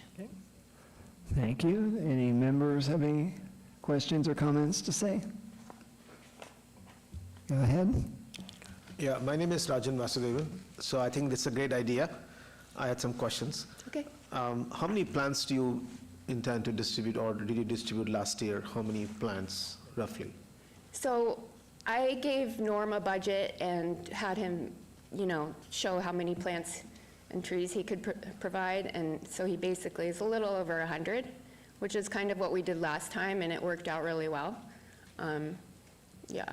And they are a combination of fruit trees or just shrubs, or is it? All of the above, yeah. It's mostly, there's going to be some big trees, but we found that most people prefer the smaller plants and shrubs. So it's kind of a mix of fruit trees, shrubs, fruit trees, shrubs, plants that just don't need a lot of water, just anything that's good for our area, basically. I'm sorry, so these are for planting in each property or in common areas? Where are these? For properties, along the street lines, basically, yeah. I see, okay. So do you have guidelines on what to do with the plants, or is it up to each person to? It's up to each person to plant them. And on our last plant party, we actually had some indoor plants too for like elderly people that couldn't leave their homes and things like that. Not a whole lot of them, but just to, include everybody, we did do that. And last question, and is the date fixed, or you plan to? We don't have the date fixed yet. It's going to be in October, October. But we haven't picked a date yet. Very well, thank you. This is Ito. I have a One moment, Becker first. Apologies. Liz Becker, for the record. I just wanted to make a note that all the plants are listed in their application, so you can see the different plants and which ones. And I also just wanted to make a comment that as someone who's really interested in endemic species, I really just love this project. So oh, thank you. Thank you for bringing it. Yeah, I mean, Norm, nobody would be better to choose them than Norm, so. Those are going to be my comments. This is Board Member Ito. Even if you're not out to buy a plant or talk with your neighbors, at least go out and talk with Norm. He's like such a wealth of knowledge, and he shares so much information with the community, and that's so awesome that he is a Mayfair owner too, him and Mariama. So that ties in so nicely. Yeah. Good luck. Thank you. Anyone else over here have any comments or questions? Okay, then I will close this item. Thank you very much. Thank you. Next is the Manetta Lane Homeowners Association.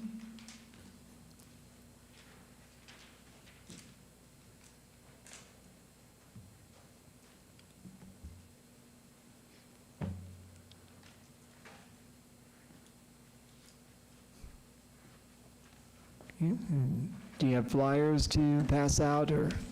No, I do not. Okay, just state your name and which neighborhoods you represent. My name is William Harmon. I'm the president of the Manetta Lane Homeowners Association. Our development is located on the southwest corner of Michael Way and Vegas Drive in the northwest in Ward 5. And we're here today to request some assistance in improving and standardizing the patio lights for our 90 units.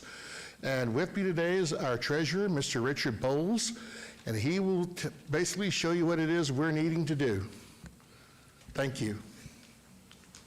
Thank you for having us. Okay, This community is about 25 years old, and it was built in multiple phases, and it was built during a time of hyper-construction in the valley. As a result, there were different contractors used for each phase of the construction. As a result, we have different kinds of lighting, both on the patios, and we did have different kinds of lighting on the building exteriors and in the carports. Relatedly, we had the same issue with plumbing. So it was kind of thrown together kind of haphazardly, and that's what we're here to try to correct. As William stated, there's 90 units in the community. They all are going to be impacted by this project, both physically and financially. The LED lighting will enhance the safety as well as the operational efficiency of our organization. Based on prior projects, we have experienced lower power consumption costs, much better maintenance costs because the LED lights have a much longer useful life, and we also achieve efficiencies of scale because all the light bulbs basically are the same. Right now, if we have light bulbs go out and we call a vendor out, there's a distinct possibility that they're not going to have the proper kind of light bulb for that particular fixture. Now, I'm going to rely upon you guys having the application to see the contribution of the volunteer hours and how much the association itself is going to be putting in there, but we are asking for $5,000, and there's been 3 individuals that have been very heavily involved with this, myself, Mr. Harmon, and another resident, Lori Stroud. So far, we've all put in a number of hours, and there's still going to be a number of hours that we need to continue to contribute. The residents themselves, many of them, as you will see from the application, have installed locking patio doors, patio gates. And we're going to need them to make sure that those gates are not locked when the technicians come along and to ensure accessibility. In addition, we're going to need them to step up afterwards to let us know that, in fact, their porch lights were switched out and that they're working okay. So that's why we've included them as part of the volunteer hours that are going on, because to have one person go out there and check all 90 units, and it's just not practical sometimes.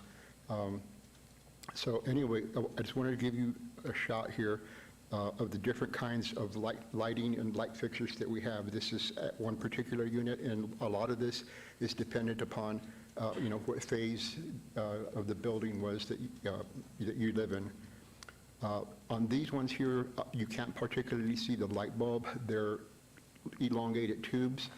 Major drawback with this is that you need a screwdriver and a ladder to just remove the cover to put the light bulb back in. As you can see, this is another variation of the light fixtures that we have. This was shown a little bit of wear and tear. This guy's shown a lot of wear and tear.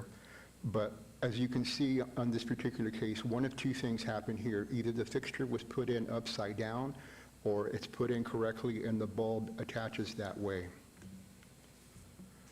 Okay, I was hoping to be able to zoom on this, but on the second floor, you can see another kind of light bulb that's up, lighting fixture that's up on the second floor right there. So we have a number of different light fixtures and light bulbs that we're having to deal with and that we want to correct, make more efficient, become a little bit more environmentally friendly. This is an image of the light fixture that we are looking to acquire. It may not be exactly this particular model, but it's close. Of particular note is the fact that it is accessible without having to have a screwdriver to disassemble the cover, and you can basically just remove the bulb and stick one back up in there. And then this, of course, is the light bulb, the LED light bulbs that we're going to be using, just for clarification. Okay. Any board members have any questions or comments? Tanya Jackson Winter. Okay. Just have a question. How well lit is the other areas of the property, like maybe the landscaping? Is there any type of in-ground lighting? There is exterior building lighting, and then there's carport lighting. We addressed those approximately 2 years ago, and all the cost savings that I mentioned, referring to power consumption, maintenance, et cetera, have been realized. So in this particular instance, with our particular association, the association's responsible for maintaining these exterior lights. Thank you. Hello, my name is Rajan. Yes, sir. My question is, Do you need consent from the residents to replace or upgrade these patio lights? No. Or you don't need consent? No. No, basically, everything on the exterior of that stucco belongs to the association. Association, I Yeah. see. And so there is a board resolution in the association allowing this project to continue to replace or upgrade? I'm sorry, say that again? Is there a resolution taken in the association to upgrade or replace these patio lights? Oh, absolutely, yes. I see. Thank you. Yeah, no, just if I may expand on that a little bit, we've had numerous residents come forth, like my light bulb's burned out, and we get a lot of that frequently. And so, no, this has been an issue that's been simmering for years, and initially we thought this was going to be a simple swap out, basically go change the light bulbs, but then we discovered that all the differences in the fixtures, and that basically increased the costs dramatically as well, too. Anyone else have any questions? You have one? Okay. If not, we will close this item. Thank you very much. Thank you for your time.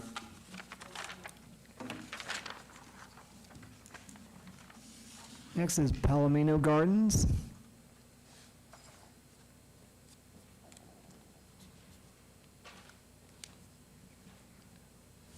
So just state your name for the record and the neighborhood you are speaking for. Certainly. Good morning, and thank you for having me. I appreciate your time and the opportunity. My name is Dr. Christy Ziff. I am representing the Palomino Gardens Homeowners Association. I'm currently serving as the project manager and have been for several years in the recent past as we've pursued other MPF grant opportunities as well. My comrade, Mr. Artie Nathan, was called out of town, unable to make it. He's currently serving as the president of the association. But just to tell you a brief synopsis of our, I'm sorry, is this advancing? Do I need to do anything specific here other than press the arrow?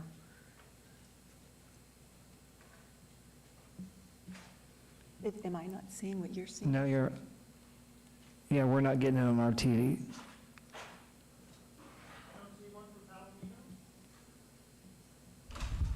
Oh, I submitted one, but that's okay if it's not here.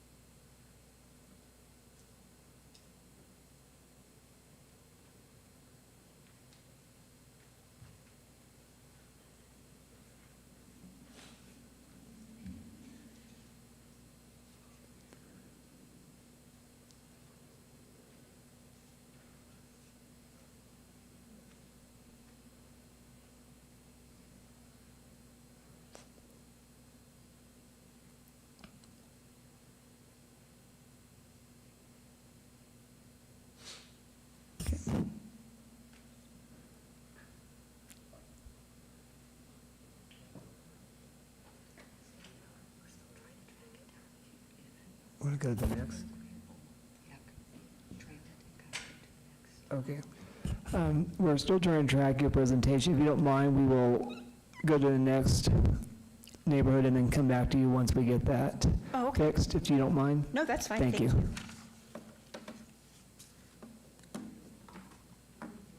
So is Rainbow Family Park here? We will go to you now.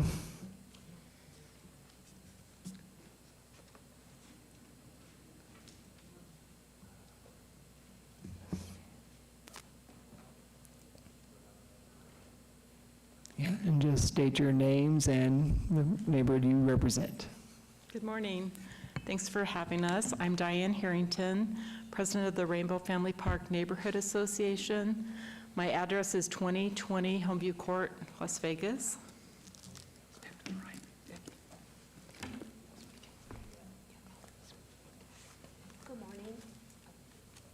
Good morning. Turn on the mic, please. Good morning. My name is Margarita Allen, and I live in 1420 Marina Del Rey Court, 89117. Good morning. My name is Keith Thomas with Rainbow Family Park Neighborhood Association.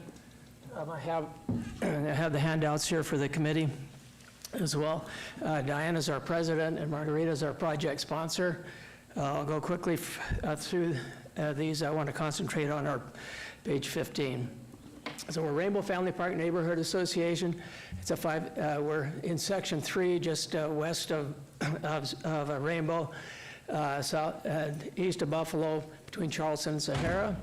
We have about 600 residents in our neighborhood. This will be our 7th trip here in front of the committee. You've been very generous to us in the past. We appreciate that. Our first 2 were in-person events. The next 2, because of COVID, we couldn't do in-person, so we did a website and poll signs. We returned to in-person in 22 and 23. And I'll talk about those in a second. Our Cinco de Mayo picnic was very well attended. Trunk or treat, we had about 300 or 400 people there. Of course, during the COVID years, we couldn't meet, so we had a website and created poll signs. We returned with a trunk or treat in 2022. 2023, we partnered with Councilman Brian Knudsen and County Commissioner Justin Jones with an Art in the Park neighborhood event at Rainbow Family Park, which was very successful and which we want to do again this year. So this is the funding that we're requesting this year. So last year we did a Ben & Jerry's ice cream truck. We also did a taco truck. This year we only want to do a Ben & Jerry's ice cream truck. We again want to partner with Councilman Knudsen, and we've already talked with their office about it. Last year we had Ring camera security systems as giveaways. They were very popular. We got a lot of people through the booth, and a lot of people signed up for our mailing list. So we'd like to do that again this year. We do a 5-piece, an 8-piece, and a 14-piece alarm kit. And the cost for that is about $880. The ice cream truck is about $1140, which is the same as last year. Other giveaways that we'd like to do this year is we'd like to do some hats this year. As you see in the past, we've done T-shirts that, in fact, I think we're out of the T-shirts now almost. But we'd also like to do some small USB thumb drives, which have the logo identifier on them, which help identify our neighborhood and bring awareness to what we're trying to do. We also want to get an exhibition tent that has our logo on it and an ice chest to keep water cold at events. About 5 years ago, the committee approved funds to purchase a laptop computer, which we did at that time. We got a very inexpensive one, and now it needs to be replaced as the keyboard no longer works, and the cost to repair it is going to be almost as much as the cost to purchase a new one. So we want to replace that and also get a printer for use by our secretary. So again, that's our project this year. Margarita is in charge of the project, and Diana's our president. I'd be happy to answer any questions that the committee may have. Okay. Have anyone on the committee wishing to ask? Okay. Nope. If nobody has any questions, we will close this item. Thank you very much. Thank you. Thank you. Are we ready for Palomino? Not yet, so we will go to Tanglewood. The one here from Tanglewood. Oh, we're a half hour ahead of schedule, so.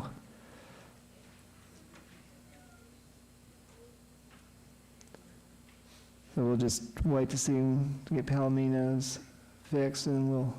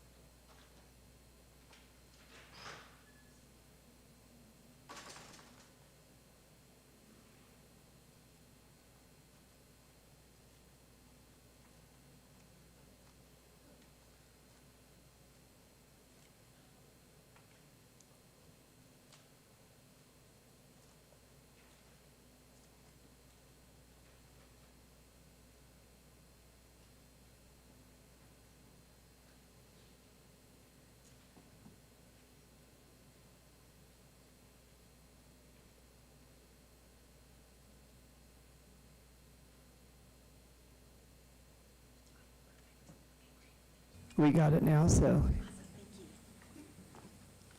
Sorry, I just ran back there to tell him I actually had a PDF of the slides on my phone in case we wanted to go to Plan B, but this worked. Thank you. Okay.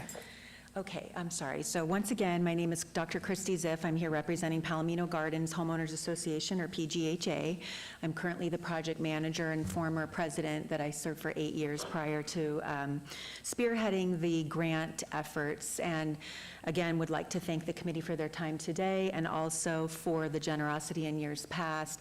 We've spent the last several years making a concerted effort in investing some HOA funds, along with the generosity of the Neighborhood Partners Fund as well, in really enhancing both the beautification and its security measures within the neighborhood. Small background, we're a 15-home HOA off of Palomino and Rancho, which is very close to the medical district and the and the Rancho Charleston intersection. Seen a lot of construction and growth in that area recently and development, which has been wonderful for the community and the city, but we've also seen some increased vehicle traffic, foot traffic, some of whom are unhoused and passing through that general area a lot, and so we have had some trespassing issues recently, and the efforts in general are trying to enhance the security measures. So one of the things we've done recently in recent years are add some lighting and some security cameras, and this year what we're doing is focusing on our common park area, which sits towards the southeast side of our circle and towards the back of the community. We do have some existing trees there, very mature trees, have been there as long as the neighborhood's been in existence, over 40 years. What we'd like to do, because there's no current light as it stands, other than some of the ambient light that we get from the commercial property. Some of you may be familiar with the Smith Shopping Center there that sits right on Rancho, close to Charleston. That whole Smith Shopping Center sits just immediately adjacent to this common area park, just to the east of it, with just an alleyway in between. So other than the lighting that we get from that building, we don't have any other current lighting. What we're hoping to do is add some existing lighting in the form of well lights underneath a large mulberry tree. And also along the path there, that path is a picture of the sidewalk that goes from the entrance to the common area park back towards the tennis court. The park consists of a tennis court, a basketball court, a swing set with three children's swings, a baby swing, and then a picnic table. So we are also hopeful to, in doing the LED path lighting, that will require some movement of some irrigation, some stripping of some grass, which we would have match the river rock there that you see that we did 2 years ago for the grant. And that's why the cost is a little bit elevated. It requires a little bit more than just putting in some lights. But they will all be efficient LED lights. Will require a small addition of a transformer to what's currently there because, as I mentioned, we don't have anything else lighting the park.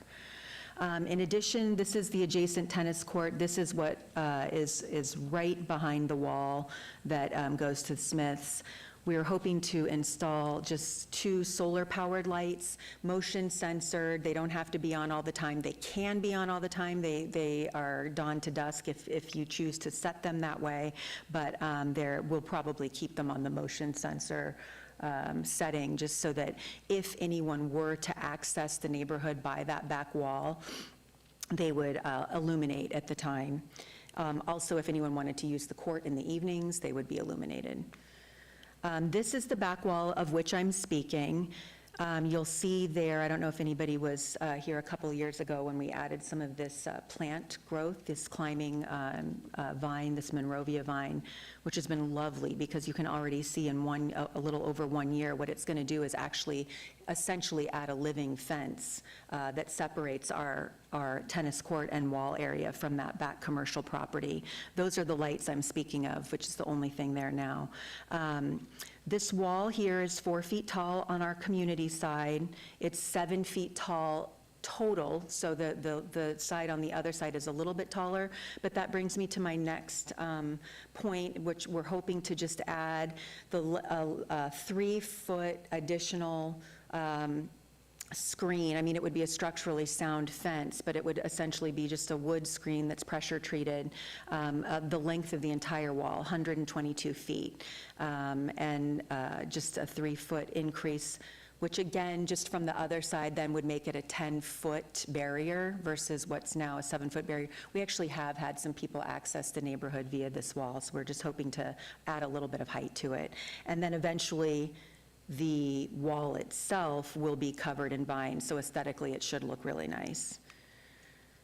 In addition to that, we have just some blank areas in the park. We're hoping to kind of foster the neighborhood involvement. We currently have 6 volunteers signed up to tend 2 small herb beds, and we'll also have 1 dwarf lime tree and 1 dwarf lemon tree potted and placed near the beds, just for miscellaneous costs. All the breakdown is within the application, but for the herbs and different materials and soil, it's roughly the price you see there.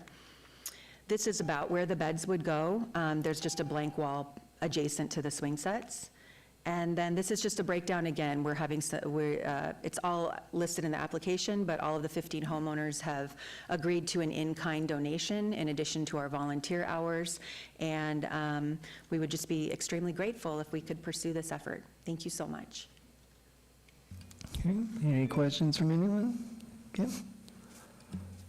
Hi, Maria Trevino for the record. So, right here. Oh, sorry, thank you. Yeah. Sorry, couldn't see your mouth. So, just to clarify, the park and the tennis courts are not maintained by the city, or they are?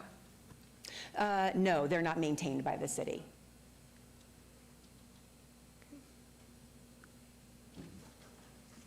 Anyone else have any questions, comments?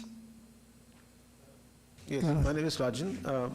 Is this area that you're trying to light is open access to anybody or just to a community? It should be just our community. It's not a public park, but as I mentioned, because of the proximity to the property, that we have had some people try to enter the park just by jumping the wall, but it should not have access to any other individual. As it stands now, what's in the bylaws and the CC&Rs of the community is the homeowners and guests of homeowners. Thank you. You're welcome. Thank you. Okay. If there's no one else had any questions or comments, okay, I will close this item. Thank you so much. Thank you. Thank you. We have Tanglewood. I don't see one here.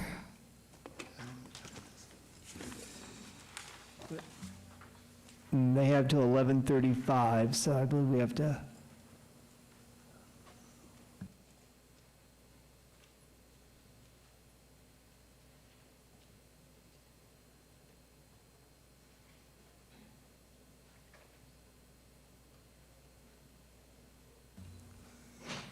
We're just going to check on their status. Okay.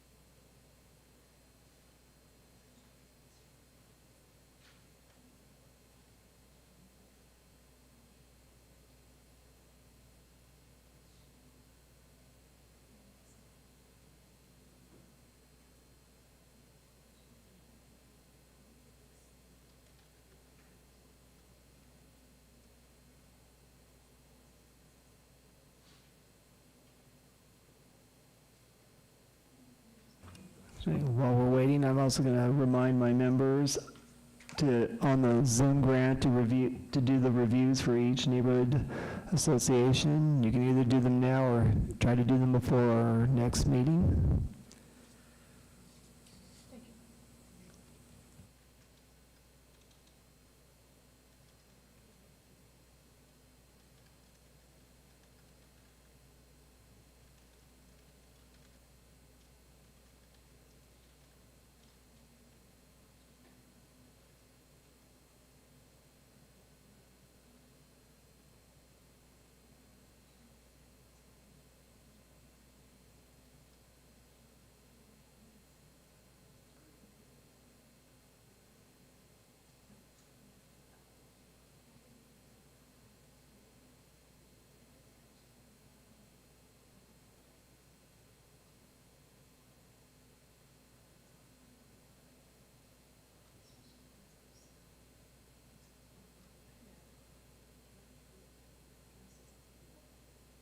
Okay, I'll have Liz Becker speak.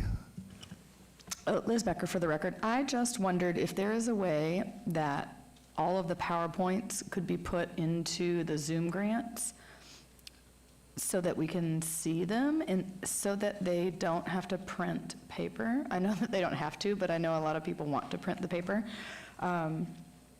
Is there a way that they could be uploaded under their application and then we could tell people not to print them on paper just to save paper? Thank you. Joska with Department of Neighborhood Services. I'll double check. It's possible that there could be a way. I'll let you know once I find out. Thank you.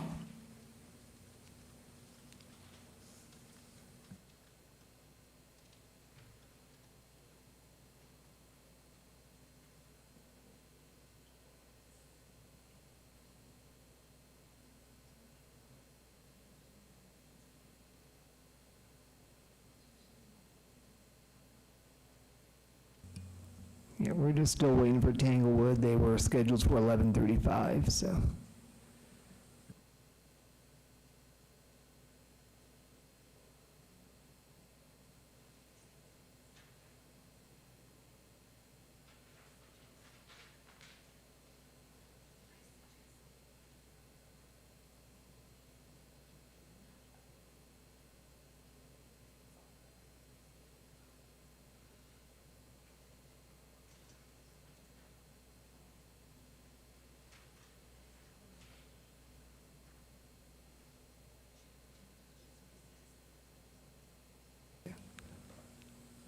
At this time, we'll just have a recess until 11:35, if anyone needs to take a restroom break or anything.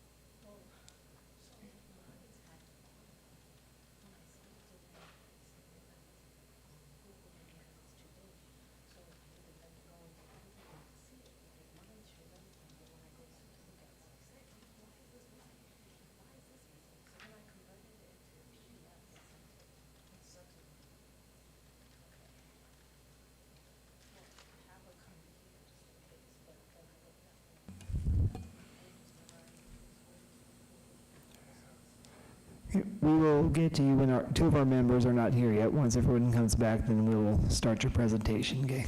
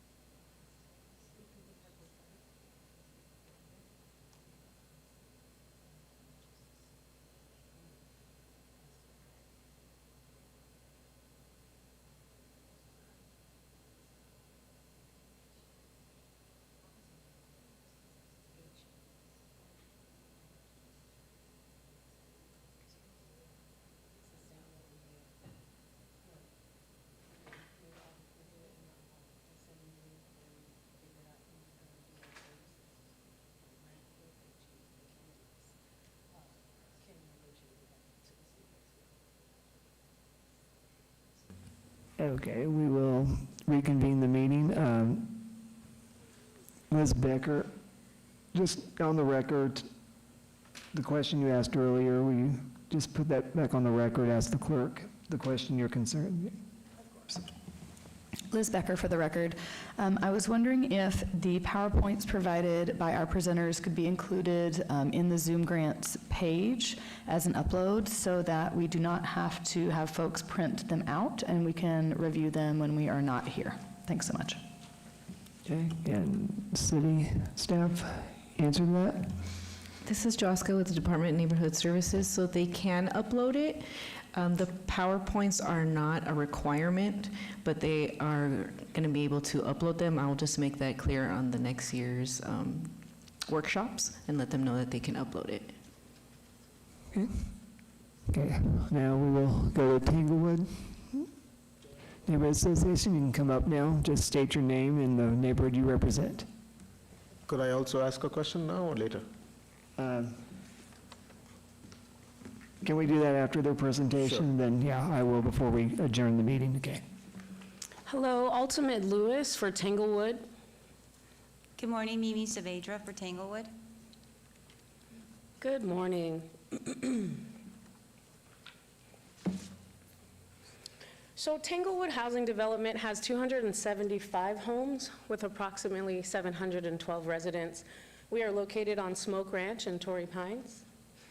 The HOA is composed now of 7 board members, and if you've been here for years, you might not remember this, but I just want to say we've had 3 for a long time, 4 for a long time. So we have 7 now, which is exciting.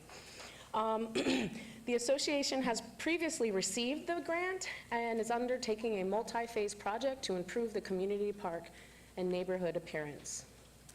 The NFP grant has allowed us to upgrade and improve our community. Last year in 2023, the allocated funds were utilized for the removal of 2 deceased pine trees within the park's vicinity. These were subsequently replaced with 2 pistache trees. To ensure these newly planted trees receive sufficient water, the association, following the recommendations of an arborist and a supplier, decided to install 2 bushes adjacent to the pistache trees, and the trees furthest from the other grass and bushes were planted. So we added 15-gallon Texas sagebush plants. Anyway, and I tried to show you in the picture, we removed this tree, and that's what we replaced it with, and then we removed the tree on the bottom right, and that's the replacement. In 2022, we utilized the funds to improve the landscaping located at the center island and both sides of the monument signs. So here's some before and after. The top is after, and the bottom is before.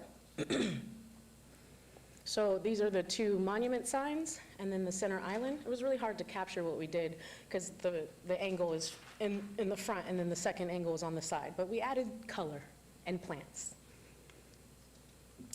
Also in 2022, we added a bench near a water fountain and replaced the coating on the swing set. So as you can see, the coating on the swing set is right here where most children are putting their hands, and that's uncomfortable, and it prevented children from utilizing it. And then we installed a bench near a water fountain because in 2014, we used the funds to procure a jungle gym, and that's the picture on the far right, the red and yellow jungle gym. And then in 2020, we installed the dragonfly, which is a teeter-totter. And then in 2021, we installed a water fountain that both our 2-legged and 4-legged friends can enjoy. So the bench that we added, the one I just showed you, is next to the water fountain. We wanted the residents to be able to sit somewhere where they hydrated. Again, this is a multi-phase project timeline.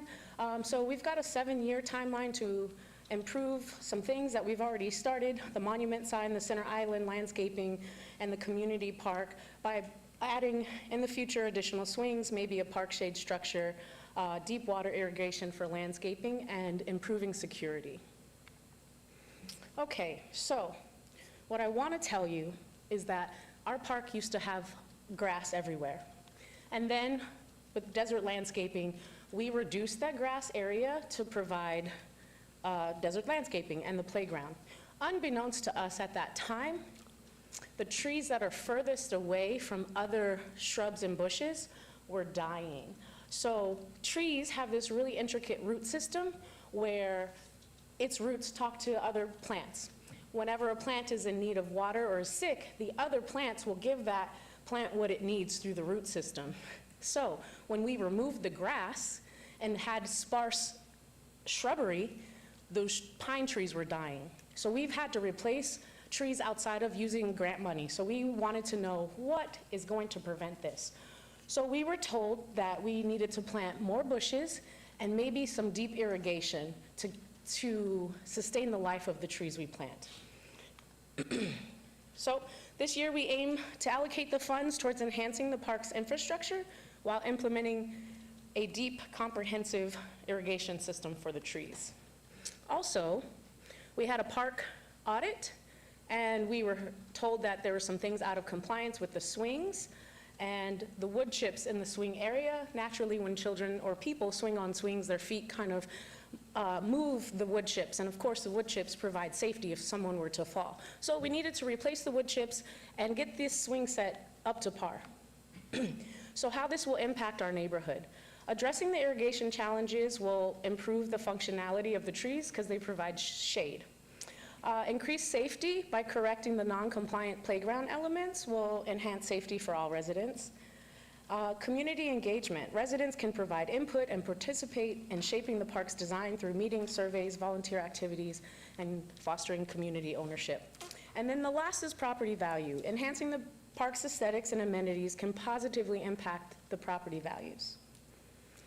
The project team leads are myself and Miriam, and then we have 5 other board members, plus any other community residents that want to participate.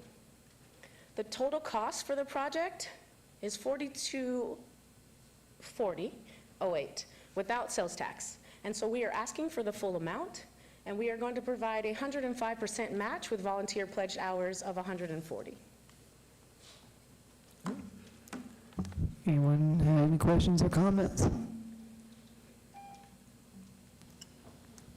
Okay. I just want to say it's really nice to see a project come through with some continuity, and I love that you guys are, adding on and adding on, because it really helps your neighbors see that you all coming together and doing the work of even submitting this grant really helps in the long run. So kudos to you all for continuing these efforts. And we really appreciate this opportunity, I'm sorry. And it brings us pride to show you what we did last year and what we plan to do, and every time showing you that, so thank you. Yes, agreed. Thank you. Okay, Tanya. Tanya Jackson, renter for the record. I'm over here. I remember you guys from last year, the year before, and your project is continuing on, and I like your energy. Thank you. And I also appreciate you sharing slides from your previous projects. I agree with what Ido said about continuity, and it's my hopes that you will continue to come back as long as this is offered to Yes. continue your efforts to build. Yes, thank you. And I do agree with you, sir, that we should upload the PowerPoints because I want you to see, and the photos are not as, I want you to take the time to see the photos and the things that we're doing. So I do agree, and I will look forward to uploading that next year. Yes, and this grant money is so important for us. We appreciate everything you've done for us so far, and we appreciate your time today as well. Hello, Michelle Hardy Rodriguez. Great work. As far as in improving security, what are your plans for that? So we are, so it's actually also advantageous for us to see other board members' presentations. We know a lot of people ask for community parties, which is a good idea. So one year we were here and a community asked for money to utilize for cameras, and we thought that was great. We currently have security coming around. All we have is the community park. We don't have a clubhouse, so we're very small. So we do have security come around the park, I think once a week. And that's great, but I'm not sure what they're doing. And then sometimes we get damage to the park and we're unable to see who that is or find the individual. So we are thinking about installing just a camera system just in the park, just to take care of that. Thank you. This is Rajan. I had a question. You talked about the dying pine trees. Is that the general conditions of, the pistachio trees that you put together how are you monitoring the health of these trees before it's too late? I'm just curious. So we work with our landscaper because they are the ones that provide those services. So we have a committee. Actually, it's new, right? Because we realize we need to monitor that. So we have a committee that monitors the park and will communicate with the landscaper about what we see. And if we have questions about the health, if the landscaper can't do it, then we will enlist our arborist. But yes, we are attempting to prevent that from happening. Thank you. I have one question. Have you had any problems with vandalism within your park or neighborhood association? Well, yes, the park, again, we're not gated, right? So the park is for the community, but of course, we can't stop outsiders from coming in. So sometimes at nights, there are either vagrants or people utilizing potential drugs and alcohol. A lot of times, our sprinkler systems will be damaged by children in the park, so yes. We've had a couple of issues where some people drive off-road vehicles into the grassy area and leave quite a bit of damage there. So that was really a great idea when we heard it, another presentation, and we thought this is fantastic because we have a huge post in the middle of the park for lighting at night, and we can put the camera there to just view the park and no residential parts, just the park. Anyone else? Okay, we will close this item. Thank you. Thank you for your time. Thank you so much.